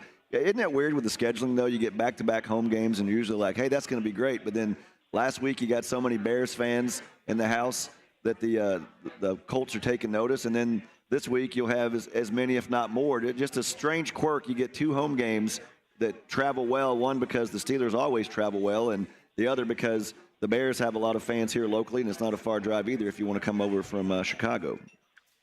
Yeah, I mean, I felt like it was – remember when Derrick Rose, who had a hell of a career despite the injuries, would come to the field house, and it was all, Bulls fans up in the field house. That's what that's kind of what I'm feeling like right now with last week and this week. But with that said, I don't want to say the Colts aren't going to win the football game because it's not like, the Bears the Steelers have a potent offense that are going to blow. They can blow the Colts away. Their opportunity to do things are there. But if you were to say, who do you have more faith in right now, the Steelers and their coaching staff as a whole, or the Colts and their coaching staff as a whole, I'm definitely going with the Pittsburgh Steelers. So Mike Wells of ESPN Radio. He's on the Andy Moore Automotive Group hotline. I said this earlier, and this is kind of at the top of my list of concerns is you look at the last 2 weeks of Richardson, and, to be critical is accurate because it's been that bad with the placement, lack thereof, accuracy, and I think you can factor in the decision-making with that too. Here's the thing. You look at the Steeler defense, they do so many so far this season of the things that will, I think, put his situation, quarterback-wise, in peril that really is not good for him right now? Like any other week, maybe after a game in which he works up a little confidence, I would be much more of a believer. And maybe he can just switch it around and be a lot better. But it just seems like if you're going to get better, if you're going to get well in a week, this isn't the matchup against the Steeler defense in which we're going to see it. No, it is really not, because that is the strong suit. That is the strong suit of the Pittsburgh Steelers. It is their defense. And when you're having to check your shoulder, when you're coming up to the line of scrimmage, and you're like, okay, where's Watt at? Where's Watt at? Where's Watt at? And then you got big Cam Hayward out there on the line too. It is where you start hearing footsteps. That's the type of situation that Anthony Richardson can face. Is that okay? And I'm focused on trying to make the right play, but I also got to know if somebody's coming from behind to get a strip sack on me, or if they're going to just come in and lay me out. So the equation, you put all the ingredients in the pot, and the ingredients don't seem to favor, the flavors don't favor what the Indianapolis Colts can do this weekend. No, it's problematic. Go ahead, Chris. Well, speaking on behalf of fantasy owners, including myself, of Michael Pittman Jr., where are the – I mean, he's been targeted only 20 times through 3 games, 11 catches, only 88 yards. Where are his numbers as a number one receiver? Or is it just that it's going to be Pierce that's the go-to guy, the big plays, and that's who Richardson's going to fall back on? Where are the numbers, and will they come? Let's give the fantasy update, according to Mike Wells, on Michael Pittman Jr. for this week and moving forward. Well, I'm going to tell you, the 20 targets are still a team high for on the team for Pittman. But the reality is, this is no offense to Colts fans, but if I'm a fantasy owner, I'm not taking anybody not named Jonathan Taylor on the Colts roster. That's the only person on the Colts team I would take if I have a fantasy team. That is it. In fact, based off Anthony Richardson's, poor completion percentage, I'm cutting these wide receivers of the Colts that I have if I'm a fantasy owner. And it's not because they don't have talent. It's more so they don't have a quarterback who can get the ball to them. I mean, like you said, Pierce is beating them in receiving with 20 to 25 yards through 3 games. That's still only, 70-odd yards a game through the first 3 games. So it's not like he's blown away, because the reality is the Colts' passing game just isn't good. There's no sugarcoating. Their passing game is not good. And this reminder, no Kwity Paye, no Kenny Moore defensively on Sunday. Now, Gorman was on here and kind of told us what to expect. Braden Smith didn't practice on the right side of the line today, but we kind of thought maybe we expect him to play coming up on Sunday, get a lot of help against T.J. Watt from Mo Alley Cox. But obviously, those 2 omissions defensively with Kenny Moore, maybe not so much Kwity Paye, but certainly Kenny Moore, Mike, that's going to be a big deal. The Steeler offense, not much to write home about. It's been about the defense, but Justin Fields has been good enough. And really, so far, that's all they've needed. Yeah, that's all he just can't lose games for the Steelers. As long as the Steelers continue to win and Justin Fields is serviceable, he's fine. Colts fans consider say I still rather have Anthony Richardson over Justin Fields. Well, guess what? Justin Fields has completed 73% of his passes, despite only averaging 7 yards of completion. 73% compared to 49%. I did not major in math in college. I sucked in math in high school. That's still a higher percentage. So Colts fans can say, "Oh yeah, I'd rather have Anthony Richardson still." But Justin Fields is the quarterback sitting at 3-0, and that's why Russell Wilson's still sitting on the bench, nursing his injury back, because there's no chance. There's a possibility that Russell may not get his starting job back. Yeah, and you said it right. You said Fields doesn't have to go out there and win the game for you when you're relying on defense and other aspects of the game. That's the same thing they're doing in Green Bay with Malik Willis. He didn't have to come out and beat the Colts. They relied on other aspects. And as John pointed out, no Kwity Paye, no Kenny Moore. And, oh, yeah, by the way, still no DeForest Buckner either. So that defense is missing some key pieces to the Jenga game there that have been pulled out already. So that even puts more pressure perhaps on that offense, and in turn on Anthony Richardson, where he's going to have to come up and make some plays, because the Steelers are the best in the league against the run. You can't expect Jonathan Taylor, as great as he is, with back-to-back 100-yard-plus games, you can't expect them to go out there and that be the game plan. They're going to try to run it down the Steelers' throat. Holy cow, man. You think about this. This is an opportunity for the Steelers to get, to go out and get some points right now, have one of their better scoring games based off of the injuries that the Colts have. I mean, 20 points is the most that the Steelers have scored in their 3-0 start. They got a chance to go out and get some points because of all the injuries on the Colts defense. On the flip side, that puts more pressure on that Colts offense and Anthony Richardson, and he's trying to have to carry a load or do even more against that vaunted defense, which is number one in the NFL in yards allowed. That's damn scary, fellas. Yeah. It is. The matchup, it may be a bad week any week, but it just seems like going into Sunday, this is about as bad a timing for a matchup as you could get. Mike Wells of ESPN Radio, the pride of Brownsburg. So, again, Brownsburg-Westfield postponed until tomorrow. We don't know the time yet, correct? That is correct. Do not know the time. Actually, before you kick me off, I was in there having to use the lavatory when I was hosting ESPN Radio last Sunday night. Hey, why are there so many studios in that station? You guys had that many shows going on, man? Well, you cut out right there because James said something in my ear. What did you say? I said when I was doing the ESPN Radio last Sunday, I had to go use the lavatory, and then I also needed to go wash my hands in the kitchen area. And why do you guys have 5 million studios? I think we were on the fourth or fifth floor. And there were all these studios up in there. It's a global operation, Wells. It is, buddy. It's Urban One is a global operation right there. So we need it. Cow, man. Hey, tell my girl, hello. It's been a minute since I've seen the lovely Layla. I know that there's homecoming coming up, so there's probably dances and dudes coming over and wanting to dance. So be aware. Listen, I'm gonna tell you now. Layla doesn't realize that when she goes to this homecoming dance tomorrow night, I'm gonna be lurking around Brownsburg High School, secretly peeping in to make sure I know what's going on. You got that right. And Lady Lou's got the Center Grove one tomorrow, too. So, yeah. I don't know what would be worse, taking somebody on the first date in high school and walking in and seeing you or seeing Wells. Oh my God, that'd be horrible. Turn around and leave right there, buddy. Hey, Mike, always awesome, man. Let me know when you're back on ESPN Radio. Great job on Sunday night. All right, fellas. Y'all be good. So Mike Wells of ESPN Radio and the Andy Moore Automotive Group hotline. Hey, Jeff Rickard is here as well. So do you have a time for Westfield and Brownsburg? That was our game of the week tonight. Westfield and Brownsburg. It's been postponed until tomorrow. There are a number of games, and I'm going to go over this when we get back, that have been pushed until tomorrow. Maybe some that I'm not aware have been pushed just yet.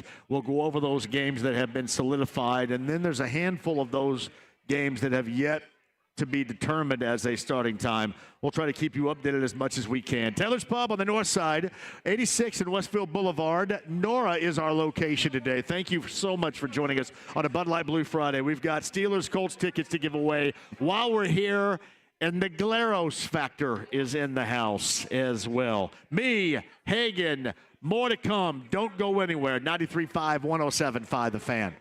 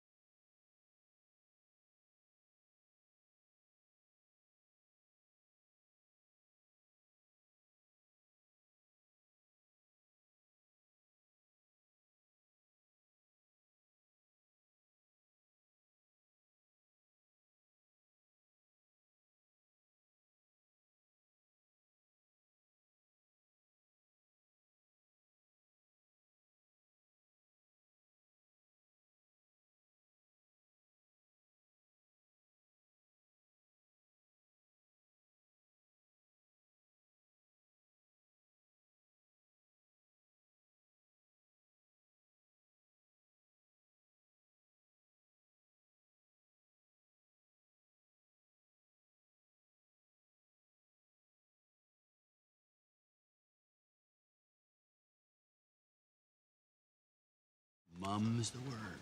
Certainly, but Mum. 93.5 and 107.5. The Fan. I'm going to shout out to my guy Dan Pantos right here. You can hear him on Hank FM. That's within our building. This is Christopher Cross. I hit the post on that one too, didn't I, James? Right there. Did you notice? I did. I'm a post-hitting man right here. Reason why you're bringing that up, I'm assuming Yacht Rock Review is still the go tonight because I haven't heard otherwise. Gina Galeros is with us. She's going to do some reporting. We're actually putting her to work today. You are. Right? Hello. Happy Good. Friday on this windy, rainy fall Friday. I don't know where Hagen went, but he's around here someplace. Gina's with us now. I did want to get this out of the way because people are going to ask, and they've asked us all. Mm-hmm. This is your final weekend at Channel 13, isn't it? It is. And your final day is? Sunday.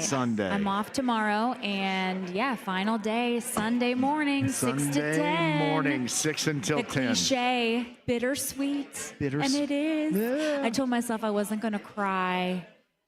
I teared up a couple times today, saying goodbye to the weekday folks, Yeah, you were on this morning. I was. So, yeah. After being out late, you get a nap today? No, nap. but I'm here. I am here. That's impressive because I got pissed when you napped instead of coming the last time. Oh, so, I know. I heard about it, and so I've been trying to. I'm losing my sleep to make you guys happy. No, I'm having a good time. Now you're going to do some work today because we have postponements here. There is a lot. What do we got here? And I don't know if you have the postponements. I have a lot. Yeah.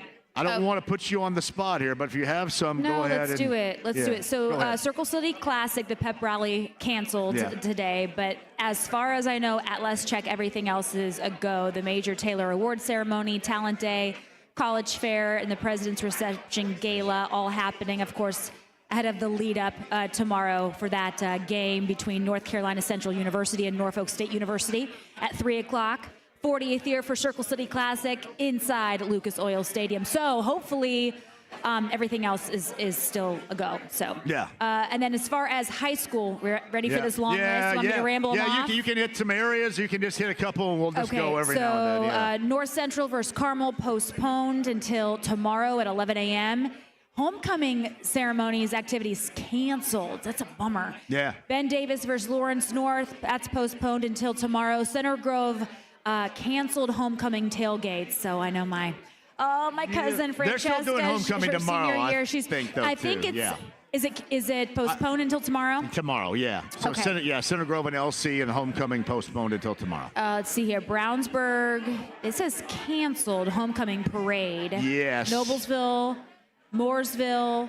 Canceled. Brownsburg Westfield was our game of the week tonight, which obviously that's going to be tough. We don't know what time they're going to play tomorrow in Brownsburg, but it will probably not work with IU football here on the Fan tomorrow beginning at noon.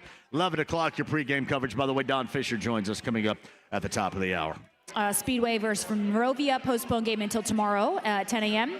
Bloomington South versus Southport, that's a postponed game until Saturday, 10 a.m. Roncalli versus Brebeuf game is still to be played, postponing all other outdoor activities. Yes. Warren Central versus Pike, that game also postponed until Saturday, 10 a.m. New Palestine versus Greenfield Central, that game also postponed until tomorrow at 4:30 in the afternoon. Hamilton Southeastern versus Zionsville, that game also postponed until tomorrow, 3 o'clock. Hey, we were at the the race. List goes on and on, but we were out at the race yesterday at IMS, a dirt track. That was my first time out there. Pretty cool. It was really cool. But that is also postponed today. So double header is set for tomorrow at IMS. But we're supposed to get a weather update until at 6 o'clock tonight. Yeah. So to see if that's actually still a go. There you go. Gina Galeros. How'd I do? You put me to work. I did. I wanted to put you to work a little bit today with all these postponements and reschedules. A lot of these don't have times just yet. They're kind of working with it. And you mentioned Brebeuf, for example. There are some that are still on here, and they're just going to, I guess, play it by ear to see what the weather does. If it doesn't get too windy, if it does. But I think 4 o'clock to 8 o'clock is supposed to be the spot for it, is it not? I think it's supposed to get like the worst right now. Right. So not looking too promising. It's ugly out there. See, and Lindsay Monroe normally would be here doing the weather forecast for us. But she is in Hilton Head right now. And she probably got wet, too. Yeah. Got rained on down honestly, there. I haven't checked in with her to see how they're doing for a wedding. Yeah. And Julia Moffett, she's in the wedding. She's down in Florida for the next 2 weeks. So I'm like, they're like right in the middle of it. Right in the middle for sure. All right. We got a lot more to come here. Taylor's Pub, let me reset everything for us right now. We got a Bud Light Blue Friday. We have Steelers Colts tickets we are giving away, and a busy show to this point as well. Hagan was here. He is not right now. I showed up and he left. Yeah, that is kind of weird how that happened, but okay, it's not shocking with Hagan. Sometimes that does occur that way. But Bob Lovell a little bit earlier, Jeffrey Gorman, the Gorman. This reminder. Our Colts pregame huddle, at least as of right now on Sunday, has been moved inside the stadium. Now, the American Family Insurance Touchdown Town is still going to be rolling coming up on Sunday, but we're going to be not in our normal tent space down there north of the stadium, but we're going to be up in the press box coming up on Sunday for the Steelers and the Colts. Gorman explained that a little bit earlier, and we talked to Mike Wells of ESPN Radio also a little bit earlier. So how are things going with you? Yeah, things are doing good. Worked the morning shift this morning, anchored the noon show. So you think maybe you shed a tear? I did. Yeah. I did shed a few tears, but it wasn't the ugly cry. It was just like, okay, Gina, get it together. Right. But yeah, I'm doing well. Yeah. I'm off tomorrow, so I'm going to my first IU game. You've never been to an IU football game, so you're not going to be out in the I'm not going to be out in the elements. Yeah. No. It makes sense right there. And that's like the biggest game they've had in a long time, since the Cincinnati game. I think I mentioned a handful of years down there tomorrow, so that's going to be something worth seeing. I hope it still happens with the field. Yeah, I think it will. It seems like it will. Hey, by the way, too, the other thing that we do, or we were going to do with our stations here at Urban One, we were having our pickleball outing coming up tomorrow, which was supposed to be at Craig Park in Greenwood. That has been postponed to a later date to still be determined because, I just don't think we're going to be able to fight those elements. So that was that with the pickleball thing. We'll let you know when we fire that back up again because I know people do want to be a part of that. That has been postponed for tomorrow as well. So, here we are. I'll be honest with you. I know you just drove in here, Gina, but it doesn't look that bad out here right now. Am I wrong or am I inside? You know what? Yeah. It's just raining right now. The wind isn't too crazy. I thought it was a little bit worse earlier today, to be honest. Yeah, it doesn't seem like it's that bad to this point right here. Just feels like a fall, cozy day. It does, and you had great on 13 this morning. You had great insight on what to do with the high wind. Just don't leave any glass jars or anything out I on your know, front I was an porch. overshare. I told everybody exactly what was in my lawn. I'm like, okay, guys, bring everything in. My glass lanterns, I will learn the hard way. Bring everything. Don't want that blowing down the road, breaking, shattering. So, hopefully you did that. If you haven't already, do it now. Well done. Gina Glaros, Channel 13 for this weekend. And then beyond, we're going to find you a new gig. You want us to find you a new gig here on the show? Who needs us? Incredible talent right here? Who needs it? We can help you with incredible talent. Gina Glaros returns on the other side. Voice of the Hoosiers, Don Fisher, top of the hour. Don celebrated a birthday yesterday. We'll talk to Don about that. And I think Chelsea's going to join us here at Taylor's Pub a little bit later on as well. Ryan Beck's going to join us because I know the Indy Fuel start here relatively soon. And he's got the faux Lord Stanley Cup that I took a picture with a little bit earlier. We'll talk to Ryan before he bails out of here as well. All right, 239-1070 is the number. And again, if you want to dial up, you certainly can.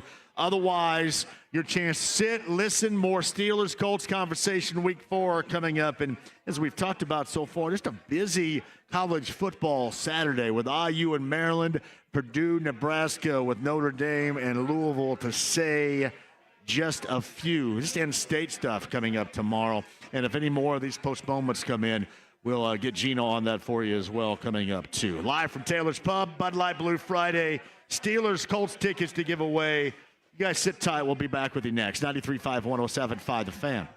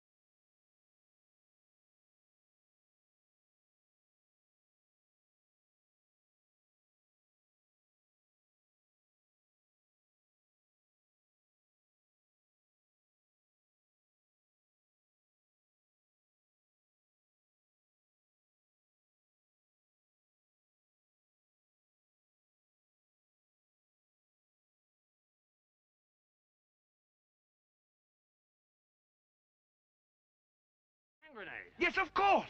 The holy hand grenade of Antioch. Right. 1, 2, 5. 3, sir. 3. 93.5 and 107.5. The Fan. This is a Bud Light Blue Friday. Our friends from Zinc are here, and nice crowd at Taylor's Pub on the north side. 86th and Westfield Boulevard. Nora, here, at least I'm here until 7 o'clock with a Colts update. That's coming up at the top of the hour as well.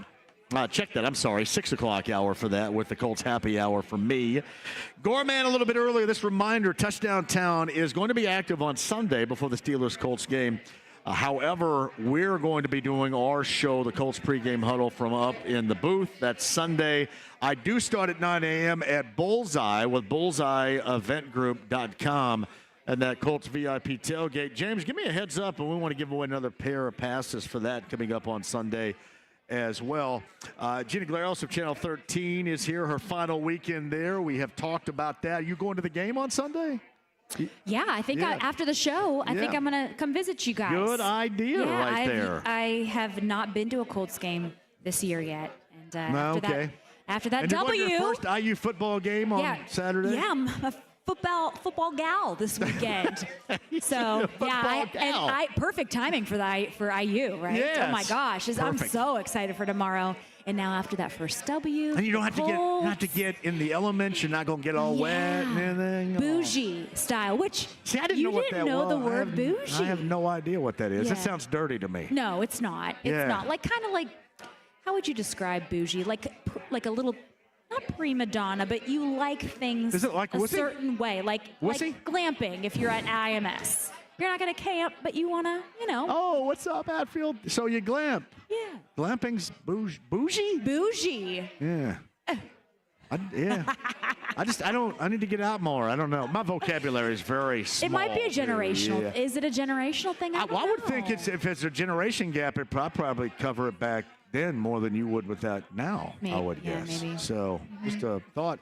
Hey, Ryan Beck is here, too, because I did want to remind everybody, you brought out a faux Lord Stanley's Cup behind us right here. It's the only one that'll let me. Yeah, is that way? Yeah, the Indy Fuel will start here relatively soon, don't they? The season starts, NHL starts on October 4th.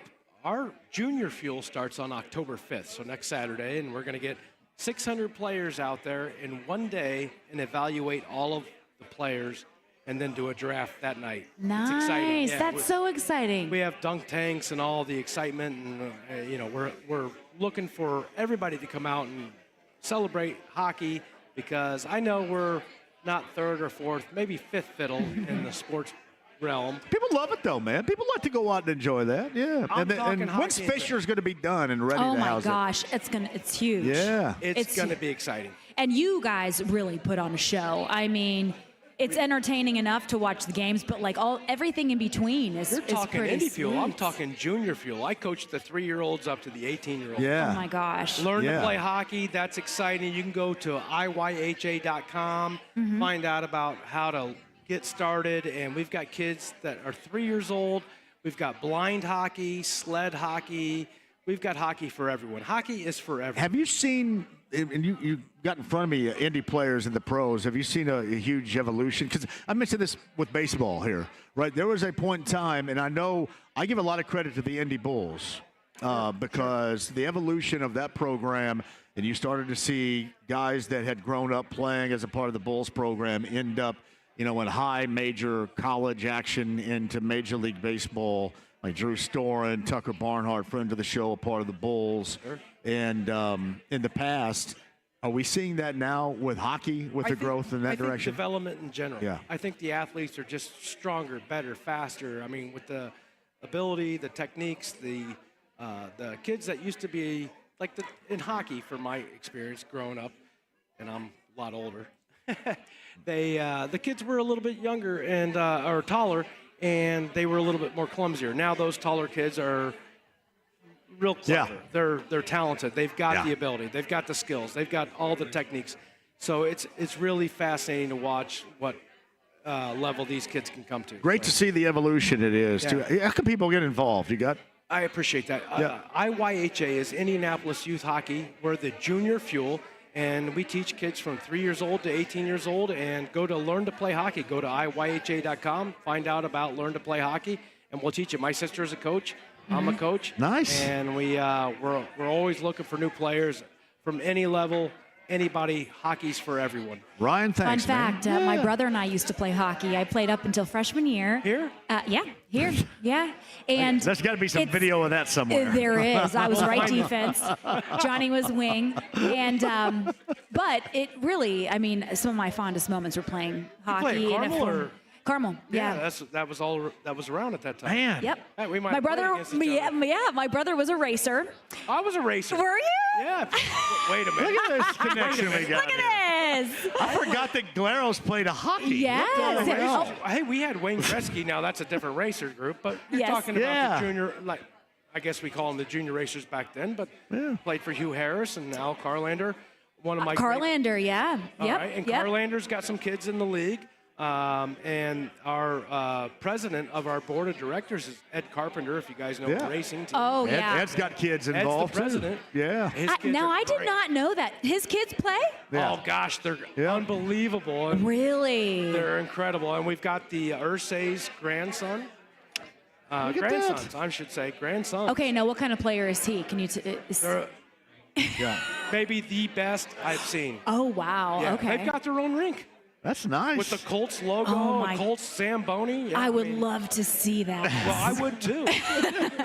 Okay, Urson. Yeah. If you're listening. Yeah. Man, thanks for coming by, Ryan. I appreciate that. We've got to get video of Glaros on the ice. It would probably be VHS. For me. It'd be great. For me. I got you. I confirm that, yes. All right, Ryan, thank you. Thank you so much. All right, much. Gina and I return on the other side. Voice of the Hoosiers, Don Fisher, celebrated a birthday yesterday. We're going to talk that and a big matchup in Bloomington at noon tomorrow. That's next.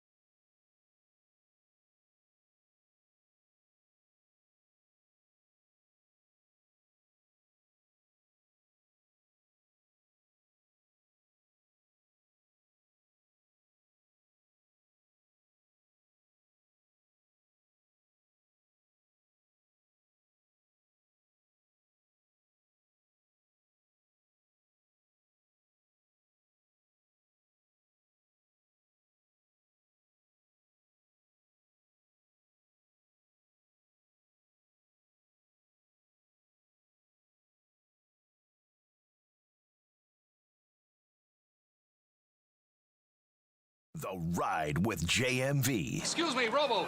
Any special message for all the kids watching at home? Stay out of trouble. 93.5 and 107.5. The Fan. Hey, welcome back, Taylor's Pub. We're on the north side, Nora, 86th Street, Westfield Boulevard. Cam's the on-site engineer. As you can tell, the show's running a lot better because Showbiz left. I'm just joking. We love Showbiz. Chris Hagan was here a little bit earlier, and all that is left of his presence is an empty chair and the headphones right here. I'm seriously kind of concerned. Where did he go? That's one of the more incredible Hagan traits, is the stealth maneuver to leave any situation. What do they call that? I just learned that. Yeah, the goodbye. The Irish goodbye. I think so. Yeah, it's incredible. Head nod. It's like he just disappears. Yeah, and it was like right when I showed up, I thought he liked me a little bit. It looked like that he was you were the reason why he left. Yeah. I don't think that's the case. That's okay. That's all right. I mean, him or me, you'd rather have me anyway. Steelers go, I love that. He's going to love that, too. He'll text me about it. He's going to come back now. He'll text me about 8 o'clock tonight and say, yeah, I had to go. So the way that works. Steelers Colts tickets, Bud Light Blue Friday. Our friends from Zinc are here. Thank you all for joining us up here on this afternoon. Meantime, on the Andy Moore Automotive Group hotline, let me mention, too, Gina Glaros is here of Channel 13 for the final weekend. Yeah, great to be here. We're going to get you a gig here. I want to get you a gig before the end of the weekend. Racers, yes. The fact that you played hockey until you were a freshman is so badass. Oh my gosh, that is so badass. I was a really big tomboy, and I wanted to play as long as I could, and then the boys got too big. And I was like, I don't want to play with the girls' team. But I thought about maybe. They tried to ask you out, like cross-check you and then ask you out. I took a couple really bad hits with the guys, and I was like, okay, it's time to retire. Glaros played hockey growing up, which is awesome. Indianapolis Racers patch from Indy Fuel. This takes me back. My brother and I played. Anyway, enough about me. That's Gina. I'm John, and on the Andy Moore Automotive Group hotline. He's got a big game to call tomorrow, 11 a.m. on The Fan. At noon is the kick. Don Fisher, voice of the Hoosiers, also celebrated a birthday yesterday. He is 39 forever. At least that's the way that he looks. He joins us now. Happy birthday, Don. Thanks, John, but that was yesterday. Let's get away from it. No, let's not, because happy birthday. It's your birthday week. It's your birthday weekend for sure. Hey, I know that you put the bat signal out, and so is Kurt Signetti in a lot of ways about making sure you fill the place, making sure people stay. And our good friend Don, Gina right here, is going down to our first IU football game tomorrow and going to soak up some of that hype. And soak up some rain too. Yes, she's going. I think she's going to be in a suite, so it's not like she's going to get wet or anything like that. She's not going to be out in the elements. You know what? If you can get a suite tomorrow, you're in Fat City. So I don't blame you a bit. Thank you very much, Don. All week long we've talked about it since Cincinnati was last in Bloomington. Is this the biggest game since, or do you go back even further than that? No, I think that I'd say that was that was also a game where Indiana laid an egg at the end and obviously didn't win the ball game. So I'd say that it was a game that was much anticipated, and without question, Indiana didn't come through. But a big part of that was, if you remember, Micah McFadden, the best defensive player on the team, much like Aiden Fisher is now. Micah McFadden got called for a targeting call, which was bogus, and got tossed out of the ball game. And from that point forward, Indiana really struggled. So, that was probably the last ball game where the anticipation of a big matchup, and if Indiana could pull it off, would be great. Unfortunately, it didn't happen that time. Let's see what happens tomorrow. All right. Well, let's go over some of the things you're really liking about this team, and this is going to be one of those tests. We would all understand. They go to Pasadena on the road, UCLA. That's a test. Don't get me wrong. Everybody should understand that. But, this is going to be a legitimate one with Maryland coming up tomorrow. What are some of the things you really like about this team that maybe people that haven't seen them yet, maybe people are going to watch them take it in for the first time, are going to recognize? I guess weather-wise, maybe that could play a significant role. We'll see. But what do you like about what you have seen so far? Where do you begin? Well, I think the one thing that I think everybody sees right now is just how good Curtis Work is at quarterback. He's just had a phenomenal 4 games to this point. And granted, as everyone says, the competition outside of UCLA hasn't been all that great. But the fact of the matter is, no matter what they've thrown at him, and he was tremendous against UCLA in reading the field and making accurate throws and getting the ball where it needed to go. And just absolutely drove that team to a victory in that contest. So that's where I start with the things I like the most, and Curtis is certainly one of those. I do think that the defense is really good, much better than I anticipated it would be. I'm not saying it's a superstar defense, but I think they play really hard, really fast, and like they say, fast, physical, and relentless. That's the theme for the defensive side of the football, and they do that every ball game. Their tackling has been excellent. We have seen very few missed tackles. Maybe the most missed tackles we saw was in those 2 drives that Charlotte put together against Indiana the other day. And Kurt Cignetti has addressed that with the defensive side of the football, no question. And of course, they got it fixed, and then they went on to score 35 consecutive points without Charlotte scoring any. So I think those 2 things stand out to me. I think the offensive line is better than what we've had in a long time. Bob Bostad has done a tremendous job in his 2 years as the offensive line coach of coaching these kids up, getting them to understand their roles. They work their tails off in that offensive line. So those 3 things kind of stand out to me right now, John. And, of course, we'll find out tomorrow because this is going to be an interesting ball game just from the standpoint of weather alone. Is the wind going to blow? Is it going to be raining? Indiana has yet to turn the ball over even one time in 4 ball games this year. That's a tremendous statistic, and without doubt, Curtis Rourke is part of that because he obviously hasn't thrown an interception. They fumbled, I think, maybe 3 times, but they recovered their own fumbles. The running game has been terrific as well. So those are a few of the things right now that stand out to me.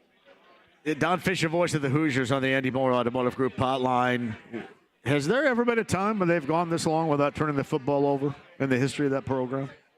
Not as far as I remember. I mean, I don't think that's ever happened. 4 games into it, they haven't had a single turnover. It may have. I just don't know. That's not something you look up in a record book most of the time. So you'd have to go back and look at every box box score or whatever for forever just to see whether or not that's happened before. But to my knowledge, at least in my memory bank, and my memory bank's not nearly as good as it used to be, but I don't remember any other game that they've gone 4 games in a row, or any other season they've gone 4 games in a row without a turnover. Don, I brought this up before, and I don't know how true it is or if there's any significance to it whatsoever, but he brought in a lot of his own guys from James Madison through the transfer portal. Has that cohesion, so to speak, can you see that helping with the whole changeover to going from there to here and the success early on? And I know people are always going to point to the schedule, whatever, but you still got to go out there and you got to execute. And by a lot of ways, have you seen there's a little bit more familiarity with what they're doing because so many of his guys were brought in here? I don't think there's any question that, and the coaching staff that he brought with him, six of those coaches from James Madison came with him. All of those guys helped turn this thing very quickly in the sense of getting guys to buy in, having known that this head coach, was a guy who's never had a losing season.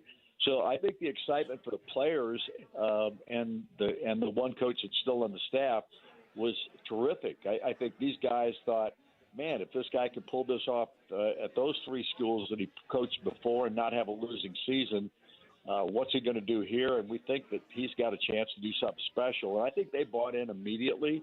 I don't want to say immediately because definitely it always takes a little time for everybody to understand what's going on. But at the same time, it didn't take long for everyone to realize that this guy is special in many ways, especially in how he handles players, how organized he is, the philosophy that he puts out there, and the culture that he has everybody buying into. And all those things were mandatory. There was no getting around that. So these guys obviously have bought in very quickly. And you're right. it's been a lot of those James Madison guys that have kind of set the table for the others. So Don Fisher, voice of the Hoosiers, 11 a.m. your pregame show here on The Fan tomorrow morning. Get you set for the action down in Bloomington at noon. And you've been around this thing since, the mid-'70s, 1974 during football. So you know this to be 73. True. 73. So, yes, you definitely know this to be true, that oftentimes with IU in the past, things come undone by the little things. Whether it's just a false start penalty deep into the season or, as you mentioned, a turnover or a missed assignment. It seems like to me, from what I've noticed so far, so much of what Curt Cignetti has brought in is zipping up a lot of those little things and make sure that they are done right, which obviously affects the bigger things in terms of winning. Is that something you've seen? Compare it, and again, it's small sample size, but comparing that to the past? I don't think there's any question, John. The one thing that has struck me at this point is the number of penalties they had in the first game, and obviously that upset Cignetti, and he made a point of it to his team the next week. And the next week, I think they had maybe just 2 penalties in that next ball game. That was against Western Illinois at night. The next ball game against UCLA, they went out and had 14 penalties called against them. Several of them really questionable out in Los Angeles at the Rose Bowl, but they overcame every one of those issues in that particular contest. Had 2 guys tossed for targeting. One of those was reinstated from the Big Ten after that they got into the next week, and C.J. West was able to play. Pons, again, it looked like a decent hit, but obviously maybe he led with a helmet, or I don't know if he led with a helmet, but at least it was helmet-to-helmet contact, and that's why D'Angelo Pons was called for targeting. So, but they overcame all of that, John, and that's something that very few Indiana teams have been able to do in the past. So to me, that's been one of the huge changes in this program. They are able to – the one thing that Cignetti talks to these players about is I don't care what happened the last play. The only play that matters is the next play. And their focus or their ability to re-energize themselves after a mistake or a bad call or any of those kinds of things, they just shove it in the background and they're not even thinking about that anymore. And I'm not saying that that's the case for every single player and every single play. I'm just saying that most of the time these guys refocus immediately, and that's one of the big things that this guy preaches on a daily basis. You can't worry about what just happened. You've got to go focus and get ready for the next play, and they've been able to do that, John, in my mind, more so than any Indiana football team I've watched in a long time. Yeah, watching them over the years, you calling the games, me watching – there's always been kind of that, and you would call it, I guess, not attention to detail. And I'm not suggesting that other coaches didn't coach that up in that fashion, but you would always kind of see something kind of come undone because, of a smaller situation and not the attention to detail. But that's kind of what jumps out at me over anything else from him is what he asks of his team and what he's getting in return in that department so far. Yeah, and another example of that was last week when Charlotte scored 2 quick touchdowns, kind of draw back within, I think, 3 points or something like that. And Indiana went right down the field. As soon as that second touchdown was scored by Charlotte, they went right down the field and scored again, and then they scored again. And they jumped out to another 2-touchdown-plus lead before halftime. And that's, from that point forward, they just dominated the Charlotte 49ers. So that ability to bounce back from the negatives, to me, is another huge factor for this Indiana football team. And they may get challenged in that way tomorrow, too.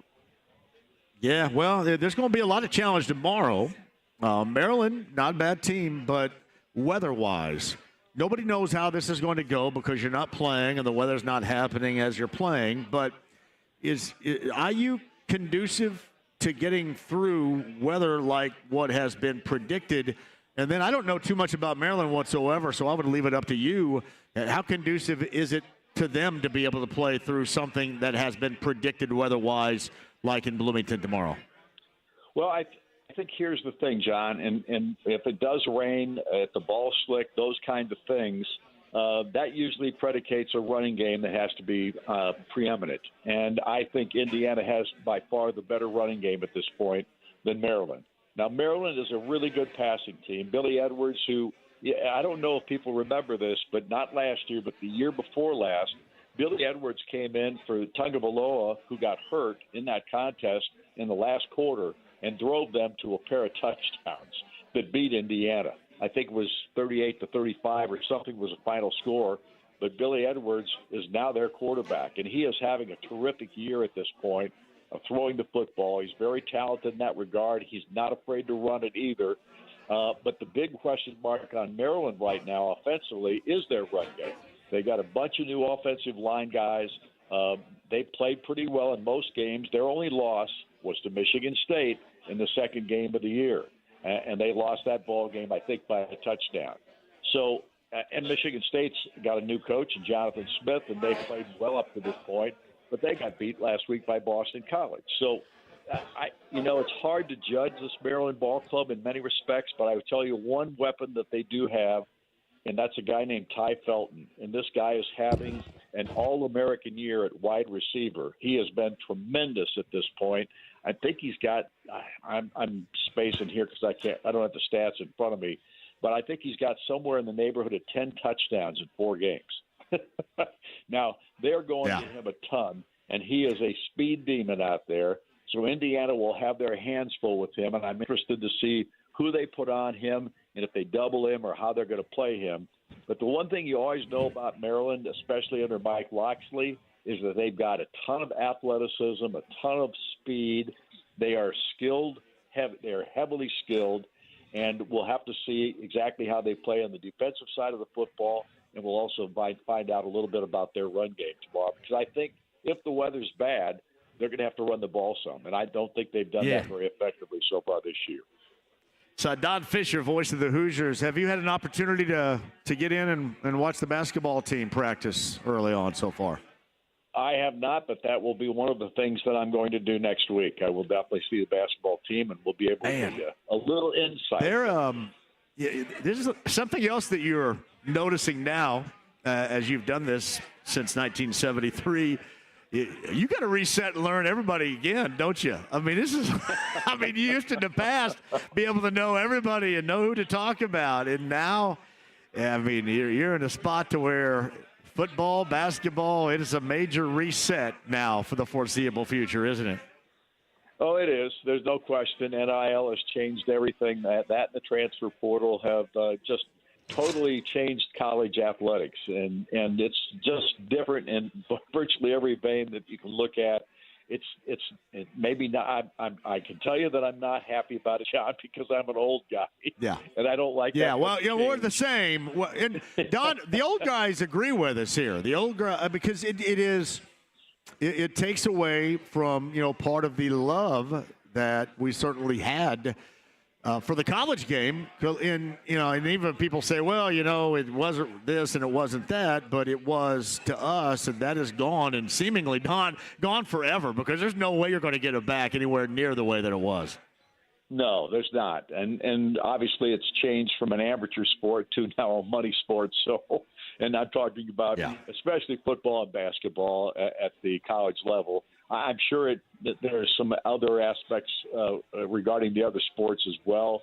I think we're seeing more transfers in soccer and all these other sports likewise. So it's never going to be the same as it was. So get used to it. If you can't change, then you got to quit. So no, you adapt. I think they say adapt or die, don't they? Is that what Brad Pitt said in Moneyball? Yeah. That's right. Adapt or die, and that's a pretty good phrase. Yeah. And that's what we're talking about right now. So I don't plan on dying just yet. Well, and here's something funny. We just saw Oakland play their last game in Oakland. Now they're going to play in Sacramento next year. So, adapt or die. Yeah, that holds true in a lot of different areas in sports nowadays. Yeah, it does. There's no question about it. Oh, man. Don, when are we going to get back to our table? Are you going to have a Friday night when you're free again so we can hit our table? Because I still got $100 on my gift card. Well, I'm going there tomorrow night. I'm going there tomorrow night with some friends and my wife, and we're definitely going to be there tomorrow night. If you want to join us, I can call Ginger and find out if you can see. Well, I've got, as you well know, because you've called in before and requested Earth, Wind, and Fire, the JMV Takeover is tomorrow night on B105.7. Oh, yeah. Well, that's late, though, isn't it? What's that? I said, that's late, though, isn't it? You're not doing that at 7 or 6:30 at night. Oh, I go 6 until midnight, buddy. Oh, you do? Oh, yeah, 6 to live, local, and late breaking. Me, 6 until midnight. Oh, my With the goodness. listeners and the callers. Can you believe I do that? I'm nuts. I can't believe you do it. You're a workaholic is what you are. You know what, though, Don? I love it. I freaking love it. It's good. I know This do. balance between that and this is perfect for me. It's like they said, it's perfect. I just don't have a life or anything, but it's perfect. Who needs that? Yeah. This is my life right here. What do you need a life for? What do you need a life for, right? I don't. Yeah, I don't need a life or anything like that. I'm all good. But no, call in tomorrow night with your Earth, Wind, and Fire, Rick. Because remember, it's September. We're a week past the 21st night of September. But do you remember? See, there you go. Gina's a That big a fan of girl. Earth, Wind, and Fire too, like we all are. One of my favorite concerts of all time. I've told you this. We were down at the Mirage Shrine and watched Earth, Wind, and Fire that night, and it was a blast. It was so much fun. There may not be a more energizing band, and I'm talking, 70s, 80s, 90s, 2000s, where we are today, than Earth, Wind, and Fire. Every single song, there are very few like them. True story. That's right. So. That's exactly right. That's exactly right. And they're still great. They are still awesome when you see them. All right. Gina Glaros is here. She's going to her first IU football game tomorrow. She's going to be undercover of roof. I got all Jeannie? the intel now. I'm ready to go. Just don't place any bets on anything I said. All right, buddy. We'll be listening coming up tomorrow. Can't wait. Have some fun down there, and we'll turn you on at 11 a.m. on the Fan tomorrow morning. Appreciate it, John. Thanks for having me. You got it. Don Happy Fisher, birthday. voice of the Hoosiers on the Andy Moore Automotive Group hotline. Don never wants to talk about it, but my man looks like he's 39 years old. When we go out and stuff, I go, man, he looks so young. What do you do? Gina what's is your here. Secret? Gina is here. Great to see you. We've been hanging out. Yes, We've been hanging out. It's we good have. To see you, JMV. It is good to have you here as You're a lot well. of We've fun. got more postponements. Well, we got a lot of things. Those are asking. Yacht Rock Review from my last check is still happening tonight, which is awesome. I've actually got an update for you, John. You have an update? I saw BT Do tweeted this at you. Due to weather in the area, they are delaying the doors for tonight's show to 8 p.m. Well, good. But it's still on, but it's just delayed, it seems like. I got to go until 7 tonight, so what the hell? See, you know why they did that? They did that to get my ass down there on time. So, yes. Right? James? You are like, I'm you're sure that's ready exactly for why this I got show. tremendous pull. You've been talking about this show. You've been looking forward to this one, haven't you? We all love Yacht Rock still, don't we? Yes. Hey, yes. Hatfield, you going tonight? Yacht Rock Review? Parents Weekend at IU. Ooh, it's Parents Weekend at IU. Oh, yeah. I gotcha. Ooh, that's going to be tonight. Those guys, instead of 45 minutes opening up for Train and REO Speedwagon, they're going to get the full meal deal. So if they go until 8, that means they're going to go till midnight tonight or what? Good for Yacht Rock Review. Yeah, I can't wait for it. Anyway, we'll get you updated on that. Gina's got a list of high school games that, again, have been postponed. If you guys have one that we don't mention, that you won't mention, let me know, because we're not going to probably see everything, but we're trying to take in as much as we can here. In the background, you hear us, Taylor's Pub on the north side in Nora. 86 and Westfield Boulevard is our location today. Bud Light Blue Friday, giving away Steelers and Colts tickets. We're doing that actually. I think both Kevin and Chris are out back doing that right now. Yeah, outside. It's not cold though, is it? It's a little, it's a little chilly. I'm wearing flannel. You are. You look like you're going to the damn Yukon sitting over there right now. You were going to call me out. I knew it. I could see it in your eyes a mile away. Where the hell are we going We're excited here? for fall, y'all. Is that your fall look right there? It's my with look. the flannel. Little beanie on. Fall look. Yes. So, did you want me to run through? Yeah, go ahead and run through a couple. We'll take a break and come back. Honestly, I think most are canceled. Postponed. I'm sorry. Yes. Postponed. Yes. Postponed.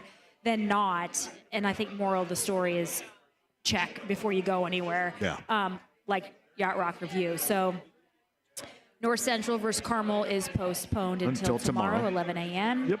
The homecoming activities are canceled. Ben Davis versus Lawrence North also postponed until tomorrow. Center Grove postponed until tomorrow. Canceled homecoming tailgates. Darn it anyway.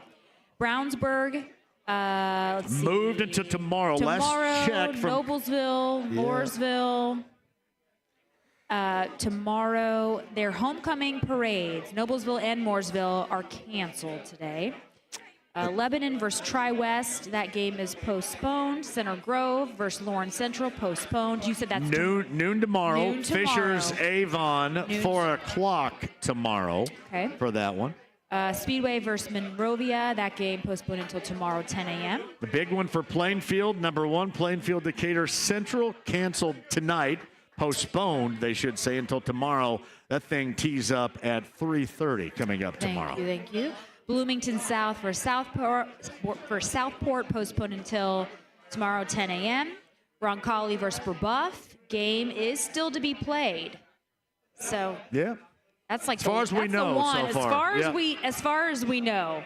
And you mentioned the morning kickoff at 10 a.m. for Franklin Central and Noblesville. Triton Central, Cardinal Ritter moved to 2 o'clock tomorrow as well. So there's more than a handful we got for you right there. Yep. Coming up. So there's a lot happening for sure. Good to see you again. Thanks for coming out here. Live at Taylor's Pub. Thank you all for joining us. We've got the Colts happy hour coming up at the top of the hour. Bullseye passes, I think, before we bail out of here as well, and more on the Steelers and the Colts. In case you missed our conversation earlier today, Kwity Paye not playing. He's been ruled out of the Sunday matchup against Pittsburgh. Kenny Moore also ruled out with a hip injury. Braden Smith did not practice today, and he did practice yesterday.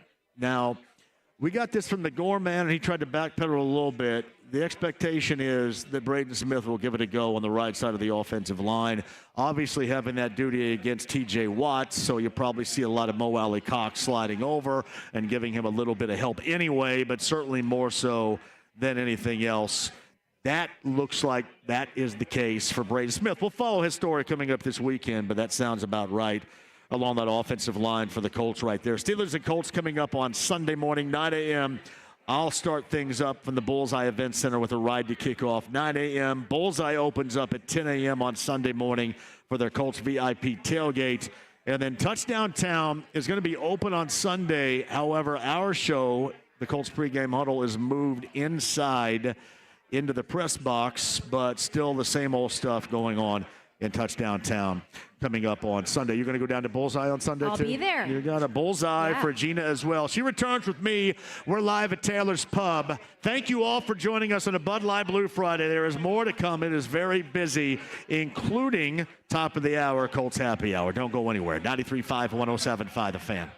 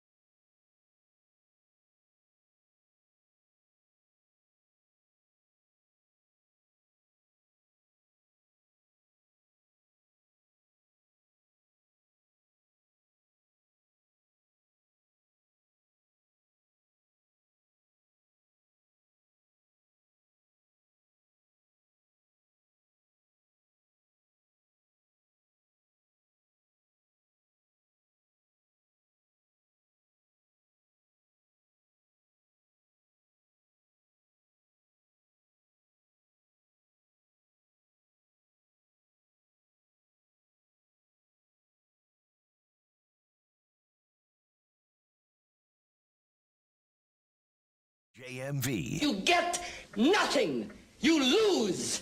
Good day, sir. 93.5 and 107.5. The Fan. Oh, that's very nice of you guys. Taylor's Pub, Nora, 86 Westfield Boulevard, Bud Light Black Friday. It has been fun as hell. Sebastian Maniscalco tickets, number 9 at 239-1070. His show is at Gainbridge Fieldhouse coming up in February. Do you know who that is, Gina? I do. My aunt in particular is a huge fan. Am I pronouncing his name right? Yes. Because it's not like Richard Pryor or Eddie Murphy, so I struggle with that. You kill Maniscalco, right? Yeah, so what's his What's niche? his shtick? Niche? Yeah. So he's very Italian. He's very Italian. animated. And he's like, everything he says it's very big, a lot of body movements, a lot of gestures. Okay. Relatively clean. He's Really? funny. Yeah, my aunt loves him. Okay. Yeah. Chelsea, do you know Do you know Sebastian him? Not a Maniscalco? clue. Chelsea watches sports all the time. You know, the last time we were here, we did our picks on a Thursday. Yep. Our Larceny Bourbon Locks, Luna Azul Tequila shots, and you whipped ass. I did. You did. She goes, See, "I you just did." call your shot right It was there, a lot don't of you? fun. Hey, how are things going here? Great crowd Really on a well. Friday here. Got Yeah. through the weather. Everything's good. You got a big weekend on tap? Oh, yeah. Lots of college football going on tomorrow. NFL is always busy on Sundays. We have been extremely busy. I don't know if you guys have heard yet. We own Ruth's Cafe now, too. So that's part of the Taylor's What's that, restaurant group. 71st and Benford up there?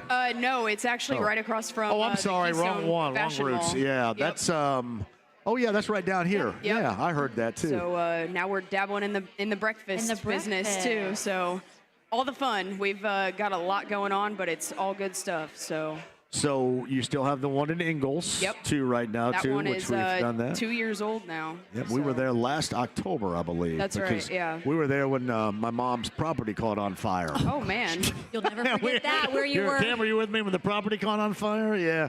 That's yeah, not about what you want. 4:30, she calls and said, "Hey, our acreage is burning down." And I go, "Well, great. Let me go ahead and get a hose and get down there. What can I do about it? How'd right that here." happen? Yeah. What happened? I think some dumbass was smoking a cigarette out there. my I think so. Yeah. So, yeah, That's you wanna normally how it forget it. happens. Yeah. So wait a minute. So what happened? So what else we got going on besides sports? I was very happy about it, as you can tell right there with the 40 acres burning. But what else this weekend? Any new food? Yeah, we've items got on a the brand menu? new menu. I was about to say. Yeah. I just took a gander at the menu and just ordered. You have a really full, good Oh menu. yeah. Everything's really good. As I said last time I was with you guys, it's a blessing and a curse to work here because everything is so good. But yeah, we've got lots of new stuff. Kind of elevated bar food is kind of like what we like to tell people. So very good stuff. Lots of options. And then, yeah, now we've got breakfast right down the road, too. So That is awesome. That's Anything open you now? want. That's Yeah. open now? Yep. When did it open? It's been open for Has it? years, but we took it over in March. Okay. So, I got you. Now, do you have any picks for the weekend? Because normally you bring picks man, this this direction. year is... It's been a little wacky. It's been wacky. I'm 0-3 in one fantasy league and 1-2 See, in the other. You dominated us the last time. know. And all right, so I'll give you. So we go Steelers and the Colts coming up on Sunday, and we've gone over this. I think last check, at least this was yesterday when we did our stuff. The Colts were actually 1.5 underdogs at home I think on it's Sunday. 2 now, Yeah, is it so, 2 now? yeah. And the Colts lost a couple of defensive players who Yep. aren't going to play, and so yeah, it's moved to 2 right now. How would you go? I mean, people love to criticize Anthony Richardson right now, but, it's essentially his rookie year, so we need one bad, and hopefully we can get one. Got to get even on the season. You go on the road for 2 AFC South games back to back after this. So Steeler fans are plenty. So you like it? You're saying you like the Colts? I like it. With the way I you like just it. said? Yeah, we All gotta right. we gotta get a good one. So we gotta get momentum going. They get this one. Maybe we can get the next 3 too. Tell everybody how they can get here and get fired up for Taylor's Pub and food and such. We've got bucket specials all weekend, food specials. We've got 10 wings for $10 on Sundays, so that always brings a lot of people out.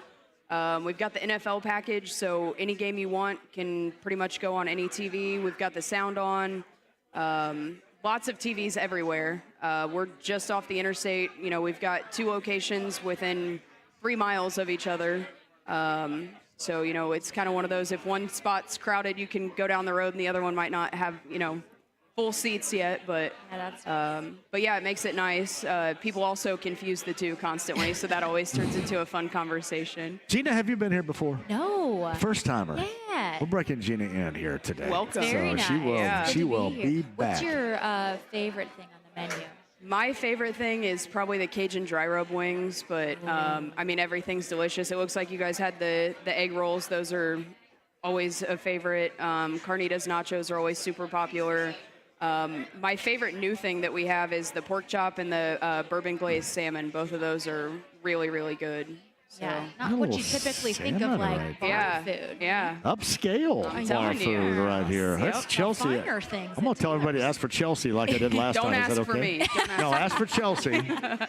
Good Tell things. tell them to ask for Kyle. All good things. We love Kyle, too. But, hey, thanks for having us here today. We Yeah, appreciate of course. that. Thank you guys. It's always a pleasure to Chelsea have you right there. When John McDonald walks in the house, we know that the party's just now officially getting underway right there, too. Chelsea, thank you very much. Thank you, guys. All right, top of the hour, Colts Happy Hour. Yeah, more on, and we saw that line move as Chelsea referenced with the Steelers and the Colts coming up on Sunday, but more in depth on the two guys defensively that will not play, and Quiddy Pay and Kenny Moore, and a little bit more, I'm sure, on Braden Smith on the right side of that offensive line. Remember, he did not practice today, but Gorman kind of alluded to, and maybe forgot he wasn't supposed to allude to the fact that we can expect him to give it a go coming up on Sunday. Again, my words, not his, but that's what I got from the conversation going back to the start of the show. All right, that coming up at the top of the hour, Taylor's Pub, Bud Light Blue Friday with those Steelers Colts tickets, and coming up next, 50-50 and betting dining on the line. It is our Harrah's Hoosier Park race of the day. Again, 50-50 betting and dining. Get the lineup ready, and somebody's going to win. It's today's Harrah's Hoosier Park race of the day.